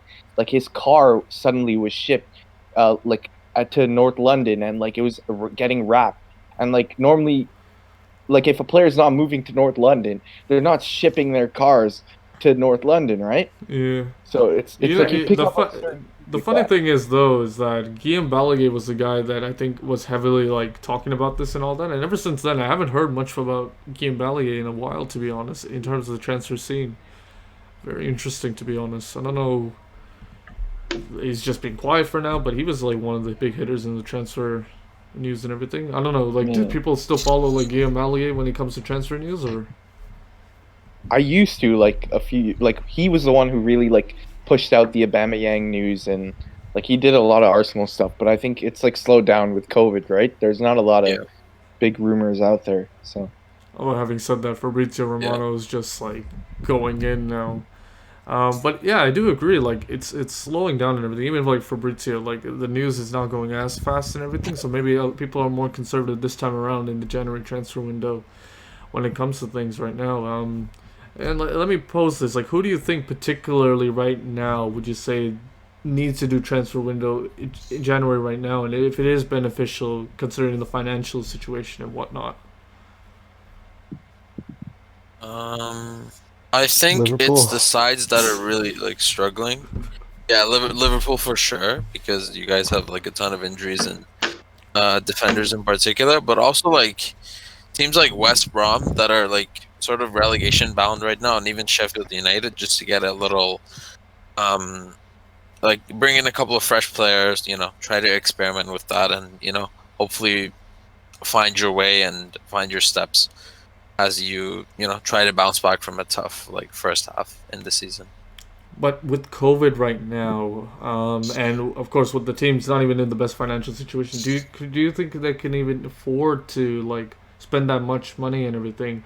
And if they do get relegated as well, if COVID continues in this longevity and everything, do you think they'll be even more affected by if they do make a transfer right now? And all they need to do is try to spend less for a better talent. If you try to spend more and more and then you get relegated, then of course you're gonna go through all the financial problems.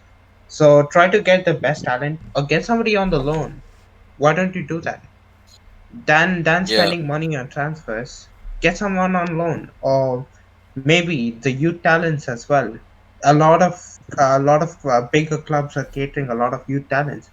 Get them on loans. They're ready to send them on loans. Get them on loans and try to try to scout them. The first thing is scouting. Try to scout the best talents, and then get them on loan. If they are out for loan, most probably the first option is to get them on loan, and the second thing is to buy them if they want for a long term success or to stay in the league. Buy them at a good price. Don't overspend. But That's my.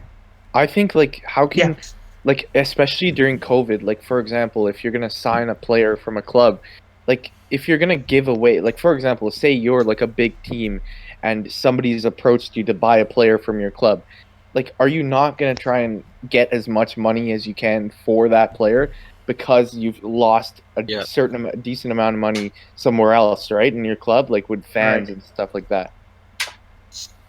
I mean, the most you can do is negotiate. I don't know how it goes on, but uh that's true. Whatever you said, that's true. But the people who are trying to actually buy, they need to be smart, and they need to get for a better negotiated amount than paying too much. They can go for a better negotiation, or maybe go somewhere else and get a good negotiation done. It's you always have options. You always have open options. Like you can go to some other country as well. Mm-hmm. Despite the Brexit, now the Brexit, I don't want to bring the Brexit in right now, but you can go. You can go to different clubs. There are a lot of clubs in and around, and you can find talent everywhere if you have a really good scout. You have a really good scouting network set up, right?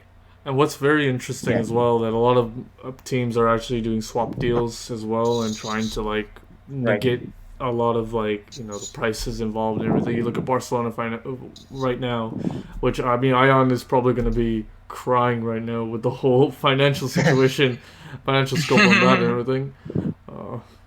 Like that's another thing as well that I think a lot of teams will have to look out for and everything. So yeah, it's a very, very weird situation, and hopefully it does return to normal. But obviously, with the Brexit thing happening, it's gonna be very questionable. It's gonna be very questionable in terms of like the financial scope after COVID as well, and what's gonna be happening with the ramifications regarding to that. Will they have to actually like pay their money back in terms of like a COVID tax, for example, which which could happen in Canada as well. Like they have to probably pay the money back and everything. And that's worrying thought at the moment. But we'll see what happens in that aspect. But yeah, I know I did say any final remarks a while back and everything. But does anybody have any final remarks now before we move on to the next topic? I'm done with it. Yeah. Guys, I gotta go. But like it was nice chatting with all of you. So take care. Have a good night. Yeah, y'all. Good night, bro. Thank you for See you, something man. as well. No worries, Thivian. See you guys. All right, take care. See ya. All right, we got 4 people left. Let's just quickly wrap up our final topic, which is, of course, footballing awards. And once again, of course, if you guys want to continue the discussion regarding like January transfers and everything, and of course the Brexit stuff and everything, please comment down below. We would love to hear your thoughts on that certain topic. And now finally we're going to move on to our last and final topic, which I think a lot of us are quite tired and everything. But let's talk about this certain thing. Footballing awards and pretty much deciding the validity of the players winning awards in general. Let me just ask a pretty I think over the top. It's just like a vague question and everything. And do you think now players that get rewards today are quite valid in terms of or do you think that players now are just getting rewards for the sake of it and for commercial sake? I guess it kind of go hand in hand. Like for example, the Premier League only a couple of years ago they just added the Playmaker award. So like before, assist makers weren't being, obviously they're being praised, but they weren't being given a specific award for that. We were getting the top goal scorer and we're getting the Player of the Year. So I guess they were kind of looking at that retrospect, but maybe rewarding somebody's talent for being the best defender of the year, Not just saying that, but maybe giving him a title, maybe giving him a trophy. Like, who knows? We also have the clean sheet award, obviously, but yeah. So maybe trying to award different performances that aren't just directly goal scoring or assist making or keeping clean sheets. Maybe awarding other different positions. Mm-hmm. I want to talk about like the certain types of awards as well. You look at, for example, like the Ballon d'Or winner and everything. Obviously, we've seen a lot of that has been dominated by Messi, Ronaldo, etc., etc. But then after that, we saw Luka Modric actually winning it. A lot of people didn't actually agree that it should have been Luka Modric. And then after that, of course, Van Dijk versus Messi. I mean, debatably, they both had pretty good, season and everything. But Van Dijk, I think, in terms of a defender, he was really good and everything. The last defender to ever win it was Fabio Cannavaro. I believe for his World Cup, triumphs and everything. But however, defender, is there a bias within defenders, for example? And then of course this time around it did get cancelled, and I think obviously we all know who really should have won it on the night and everything.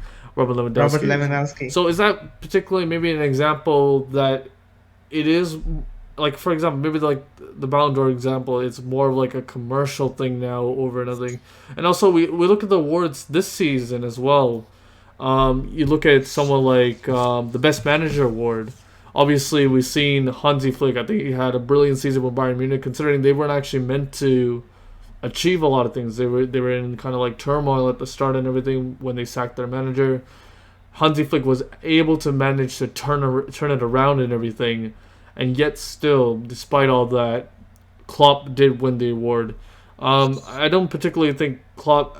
I do particularly think Klopp should have been in that, that calling and everything, but I don't particularly think he should have won it.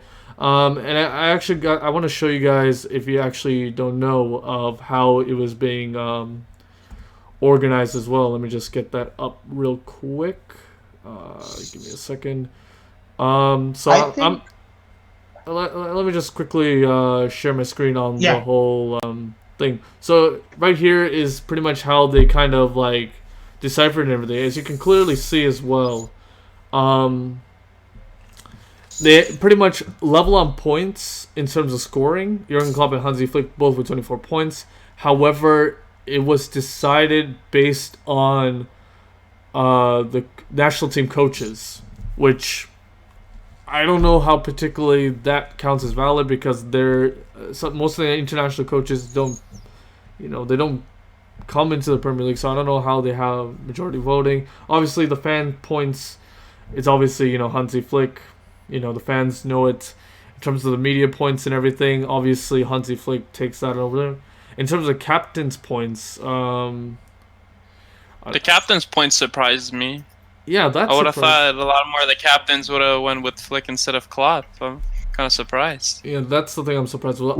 In a coach's point of perspective, I kind of understand, like, in terms of like what Klopp can like do, because I've seen it many times before that he tends to like change things and everything in certain games and everything, and it has like done it. So I understand, like, in terms of tactical flexibility, in terms of the coach point of view. But captains, that quite surprised me as well, with the whole thing as well. But now looking at those examples and everything, like, is it an issue with how these awards are being like marked and everything, and do they need to be better, or is it like influenced by like the media? Like, what really influences these awards to be given to a certain person? I think a lot of it goes down to like bias, commercial bias and stuff like that. Like, for example, the Messi Van Dijk situation, it could have gone either way, but because Van Dijk isn't the best player of our generation, even though he had a brilliant season, most football fans would have gone with Messi. And so how are the other votes like made for that? So is it all players that are voted for the Ballon d'Or? I think for the players, they vote on who's like the Ballon d'Or winner, and they pretty much choose like, and that's more of like their personal preferences and everything. Obviously, I do think there are other external factors, but but it's mostly a vote, definitely, on like who gets like the certain awards and everything. I think maybe because like Modric as well like was in a World Cup and everything, maybe a lot of his mates and everything thought Modric was the guy, and maybe that. Especially with defenders as well. You look at defenders and how there's kind of like a bias as well. Actually, you know what? I want to talk about Bayern Munich in general. I think they've been obviously like underappreciated for a lot of it. You look at FIFA, for example, in terms of rewarding them with ratings and everything. I think they were piss poor, to be quite honest with you, with the ratings and everything. I think Muller should have been credited 100%. more. The only one that like did well was Robert Lewandowski. Like, why? Like, you look at like Alaba, for example. He had a pretty good season. Muller broke the assist record and he went down a rating, or he stayed the same, or he went down. One of the two. I think he stayed the same. He's the most underrated, to be honest. Muller, I don't think they give enough consideration to him, being what sort of a versatile player he is. I think he should have got the Ballon d'Or sometime or some bigger award. Thiago, for example, was rated actually one of the best midfielders in the Champions League as well, especially how he controlled the game and everything. I think. Did he went down a rating or something like that? He went down 3 ratings. He went down 3. That is unbelievable. Or 2 or 3. 2 or 3, yeah. And then the memes of obviously when they actually did favor a lot of like the English sides and everything. I think this time around, they did favor a lot of, and maybe do you think particularly there is possibility like, because we've seen a lot of the La Liga players getting most of like the votes and everything, which I think a lot of people particularly didn't disagree at the time, and now English players as well. So do you think there's like a Spanish-English kind of bias when it comes to these certain awards as well? Yeah, like what year was it that there was no other league in the team of the year other than La Liga players? I think it was like 2012 or 2013. So like they used to dominate votings all the time because of the Real Madrid and Barcelona clash and like the kind of players, like the names of the players that they had at the time. But now that we see the bigger names in the Premier League, so their names holding a lot more value than, let's say, players from La Liga or players from the Bundesliga or players from the Serie A, other than Ronaldo, obviously. Mm-hmm. But yeah, so their names are holding a lot higher value because of the league that they play in. So I guess they're being rated a little higher, and their stature is already being put on a little higher value than other players. I think it's very interesting as well, is because like a lot of like us, right, and a lot of people that do follow like other things, we tend to speak a lot of English and everything, right? And I think it's used as like a neutral language when it comes to like the Champions League draws and everything and whatnot, where they kind of have that kind of using English is like, right, that's like going to be the neutral language and everything, and that's going to use it. And I think that's what ties in for people to watch more of the Premier League rather than a lot of the other leagues and everything. And also an argument that is the Premier League really the best league and everything, when we're seeing a lot of excitement in Serie A right now. We see a lot of excitement in the Bundesliga and everything. And to be fair, I think the Bundesliga is like, in terms of matches and everything, is more entertaining to watch in terms of like them wanting to attack more and everything. And it's not like a disrespect to the Premier League, but I think a lot of people that are like in Western or even in England, for example, and everything, tend to undermine a lot of the talent that does come through and everything, right? And obviously, like, I think when we do measure like the greatness of a player, we see them in like European competition, right? To see like, okay, that's how we determine like the team of the years and everything, right? And that's like another question I could ask as well, like what classifies when a player is world class or not? That's a good question. The amount, his stats, mainly his stats, and what contribution he has done to the team as a player. Okay, so those two things. Yeah. Mm-hmm. But you look at stats. Those two things are most valid. Yeah. You look at stats of a player, though. You look at the times of like Xavi and Iniesta, for example. They didn't produce pretty much the biggest of stats, but they were really integral in the way they played in their team as well. So just based on a stats point of view, do you really think that stats is like the be all and end all, right? And then you could look at like, okay, how do they perform in like, the competitions as well, like, like they produce in like the big moments and everything, but what if they're not able to do it consistently? For example, like you look at people like Drogba, and how he's being compared to Vardy and everything. Yes, Drogba was, a great player in the big moments, but he was never able to do it at a consistent basis and everything, right? Yeah, he was never like a player that could score a huge volume of goals in a single season. But so exactly those points. Yeah. And as well, like the Premier League is probably gonna stay for a very long time. Like La Liga and everything gonna be staying for a very long time. Like we're gonna see more players that are gonna produce way better in those ages and times. So people like your Drogba's, for example, like is gonna be overshadowed by players that are gonna improve constantly, and they're gonna achieve higher things and everything, higher stats and everything. Like we're gonna see players that are gonna blow away the 32 goal haul in a single season in the Premier League.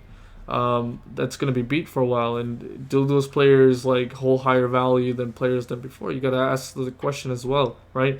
And especially when you look at it in like piecing it out together and making the best XIs, for example, and like giving the best awards to certain players as well. Like, what kind of composition as well? Like, why do we favor more attacking players rather than defensive players, for example, right? Even though, like, maybe impactfully wise, they've done a better job, compared to other players, right? Right. I mean, the whole game is based on how many the goals. The team that scores the most goals is the most entertaining. Like, look, Jose Mourinho Spurs. They park the bus. They're really good defensive. We call it to make fun of them, to make mockery of them, that they park the bus. But defensively, they're so sound. But all we look at, the game is based on goals. So the more the team scores the goals, the more we favor the team. So maybe in that way they favor attackers. Like, have you ever seen people? I mean, now that we praise Virgil van Dijk so much, did they ever praise Roy Keane or Nemanja Vidic during their prime time, when they favored more Wayne Rooney, Cristiano Ronaldo, Paul Scholes, Ryan Giggs? Yes, right? I mean, and the same thing with Liverpool. That is so interesting, right? Actually, because like we tend to compare like players in the past and everything, but I feel like even then, like, we tend to like trash on these players and everything, right? And it just shows that we don't have like a certain appreciation at that moment, right? And we tend to kind of undermine players as well. I think it comes from the culture as well. When we look at it, we tend to keep like give certain luxuries to certain players that have achieved like a certain point in everything, and even if they don't do well, for example, I look at someone like Hazard, for example, quite honestly, like a lot of people will still defend him right up the ass, man. I'm not even joking, man. Like, even when he has like a bad season and everything, people still want to defend this guy. It's like, oh, this and that and everything, because he's proven like at a certain point that he actually really does good, but he still hasn't like kind of delivered in that kind of like that trust and everything that people had of him. So it's a very interesting thing when we kind of classify people and we give awards to them as well, because like some people may look at a certain player, right? Coaches, for example, right? They may look at a certain player as like, this is a really good player and everything, right? And then in terms of a writer's point of view, right? You look at like Jordan Henderson, for example, where a lot of people wanted like Kevin De Bruyne to win the PFA Player of the Year, right? But in terms of the writer's Player of the Year, it was Jordan Henderson. However, in a writer's perspective, taking Liverpool to their first title in 30 years is kind of like a dream, like a writer's dream come true, right? It's like an unimaginary story and everything, right? But a lot of the fans, they looked at it, it's like, nah, this ain't it. Like, this is not a great story, the blah, blah, blah, blah. And they kind of, like, neglect him winning the award.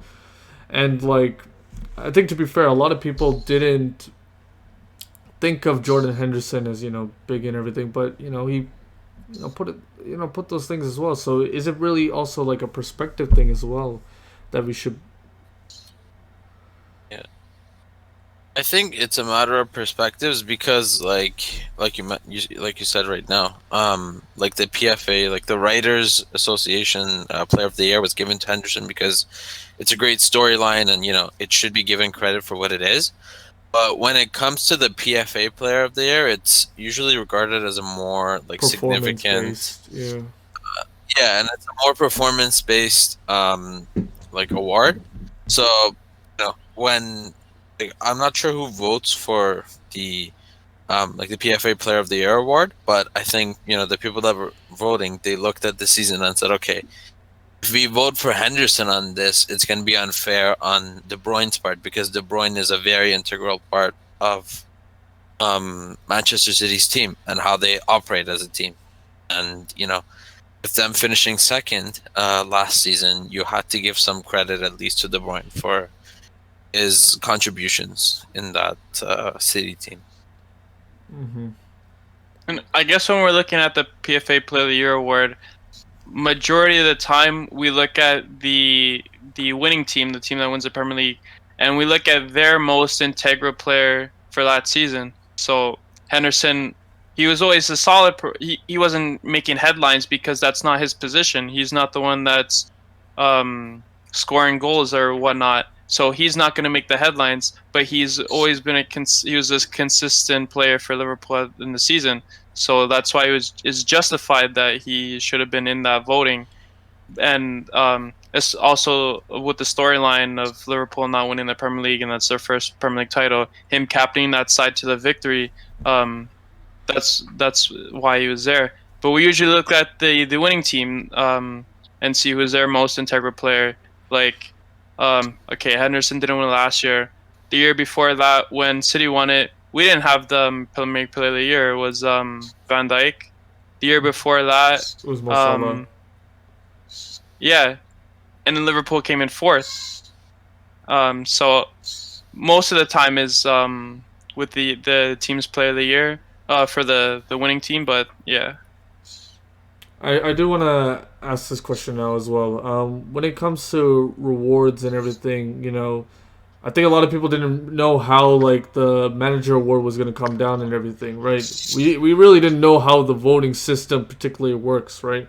I know like when we look at like like offsides and everything, people have an idea and everything, except it's not like the Premier League doesn't push down to your face that these are the rules for like VAR and everything. Like you can search it up on your own time, but they don't push that kind of thing. You look at the Champions League, for example, how they always talk about like how the procedure goes again, right? Because they want to make sure that people that are new and everything knows how the system works and everything. So there's no like confusion on like, oh, why is this certain thing happening?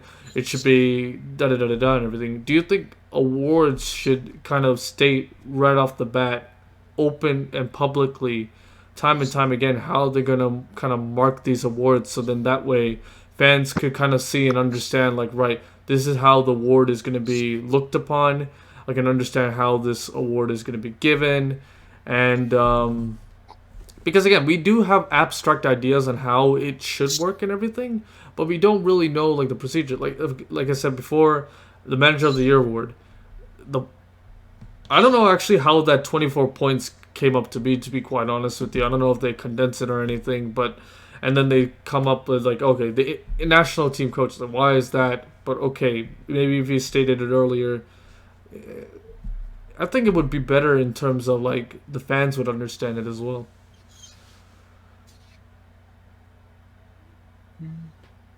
Everybody's just gonna nod their head. I think too much of information, so it's hard to process. Yeah, I'm sorry about that. I think I've been giving quite a lot of information and everything, but like, I mean, it's good information, but sometimes it takes a lot to process. Yeah, that's the thing. Yeah, I understand that as well. I mean, like I at least me personally, if I knew like what was the criterion, it's like if someone. You're given an assignment, right? But you're not given the rubric about it, so you don't know what's going to be in, like, what you have to do in the assignment in the first place, right? So I think maybe rewards kind of implemented, kind of like, okay, this is how we're going to reward the players and everything. And they kind of push that kind of narrative publicly rather than you have to like, okay, you got to search up for it and everything. It leaves less for like controversy and everything, in my opinion, right? That's why I think particularly people are okay with like, I know like people talk about like, oh, how it's rigged and everything with the whole Champions League like draw and everything, but at least people know like how the draws are going to work and everything, so then people are not like questioning like, oh my god, why is this draw happening? This doesn't make any sense. I should be having Liverpool. I should be able to have Liverpool, but if you tell constantly, they'll be like, okay, yeah. I mean, yes, they'll be annoyed by it. It's like one of those things, like you get annoyed by it, but like at the same time, like if you did it wasn't stated like time and time again, you'll be questioning it more, in my opinion. So yeah. Is there like any particular reason why we're not given this kind of information? Like, is there something that's happening behind that like we don't know about under the table? Like, why can't we know what's the rubric for this judgment? I mean, like I said before, I mean, if you search it up like in your time in the end, but again, like that information is really hard to find and everything. Quite honestly, like even for like the offside thing, right? When I was trying to find out and everything, they talked about like the grid lines and everything, but they never talked about why particularly like they measure it from the elbow actually on the website. You know, like why particularly, even though like it's right here for a handball. So yeah, some of the things are not stated, but like if you do state it publicly, and yes, it's annoying at times, but I mean like I think it's kind of good that we are given like certain things and everything about it, and you know when we look at it in real life as yeah. Okay, for instance, if you take these movies award shows like these Oscars and stuff, we never know how their rubric works. So how do they rate a movie and how publicly appealing a certain movie was? But here we kind of develop an idea of how it works on how a player is. So they give out awards, right? I think that's a here good idea. we kind of yeah. I think that's a good idea as well in terms of movies in general as well. You know, like some people are absolutely baffled when a certain award is being given that's movie not doesn't like get on. it. Yeah, and they're like asking like, oh, why is this the issue and everything? What's going on, right? If you just state like, okay, well, the more of the directors will have more influence over the actual fans and everything about it. And it's like, okay, well, it's those certain people and everything. Then we can criticize the actual directors regarding it, or like now we know like the coaches like Jurgen Klopp like won it based on national team coaches. Now people are thinking like, oh my god, that is absolutely ridiculous. Why is actually in general, why are national team coaches determining also like a big determining the next big determining factor when it comes to the rewards? It doesn't make any sense because national team coaches they're not gonna verse like I understand coaching, but like national team coaches, like why should they have like a certain influence as well? It shouldn't be like just regular coaches, you know. Yeah. Or maybe even the players, right? Because players see different coaches and their coaching styles, and they're like, okay, well, if I were to play, say, under I don't know Klopp instead of Marcelo Bielsa, right? You can maybe see that change, and perhaps that could make the player vote also more significant as well. For sure. Pretty much, I think the conversation is brilliant and everything. Do you guys have any last remarks before we actually tie this up? Because I think, first of all, we're very tired as well. But I actually love the discussion as always. But yeah, do you guys have any last remarks regarding like footballing awards in general? I have one final point to make. I want to say that usually when like whoever like the committee is for determining awards, like when they don't really release like the rubric or the criteria for winning that award, I think it kind of just signifies that at the end of the day, no matter how good those like players or coaches have been in that season, it eventually goes down to their popularity as well, as we've seen with like the Ballon d'Or, right? Because let's say I don't know, a player like Salah comes through and scores 30 goals in a season and whatnot and wins a couple of trophies. He's going to be in the Ballon d'Or conversation, right? Just like Lewandowski right now. But people will also look at the candidates too. And so if those candidates are, generational like greats like Messi and Ronaldo, based on popularity alone, people would be more likely to pick Messi or Ronaldo for like the Ballon d'Or or whatever the award is, just because of that popularity aspect that comes with the award. And I think that's kind of unfair for the players, especially for the guys that work really hard to make it to that level. But again, players like Messi and Ronaldo also deserve credit for what they do. So obviously, and I think it's just because, once again, I do want to point this out. It's just they look for players that are gonna give like the most generate amount of money and everything. I think like with the whole fandom with Lewandowski and everything, I think they had to give him the award because like look at the shouts and everything, right? And then like as a corporation, like you know what? Yeah, this is the person that should get the award because of the kind of like biases and everything. And I think fan culture definitely is like a good thing, but I don't think it also should be the deciding factor and everything. If you have tons of Egyptians that like support Salah, for example, and he has like a poor season, like come on, like do you really think like fan opinions should be like put onto that? Or like for Brazil, like Neymar is like quite a popular figure and everything. Do you think like Neymar should, I think fans have a good idea of like things and everything, but I mean like certain fans, they do have certain biases as well. So I don't particularly think they should have certain. So it really is difficult and everything. But I think we can all come to a consensus that if we do have a little bit of transparency of how the awards are being conducted at the start of like the award night and everything, rather than we have to actually look it up and say like, okay, this is how it goes about it. Because again, the general fan isn't gonna like search up these things. Like the general fan isn't gonna search up like how does VAR work and whatnot and everything. They have a certain idea about it, but they're not going to search up like, okay, why is this being looked about it?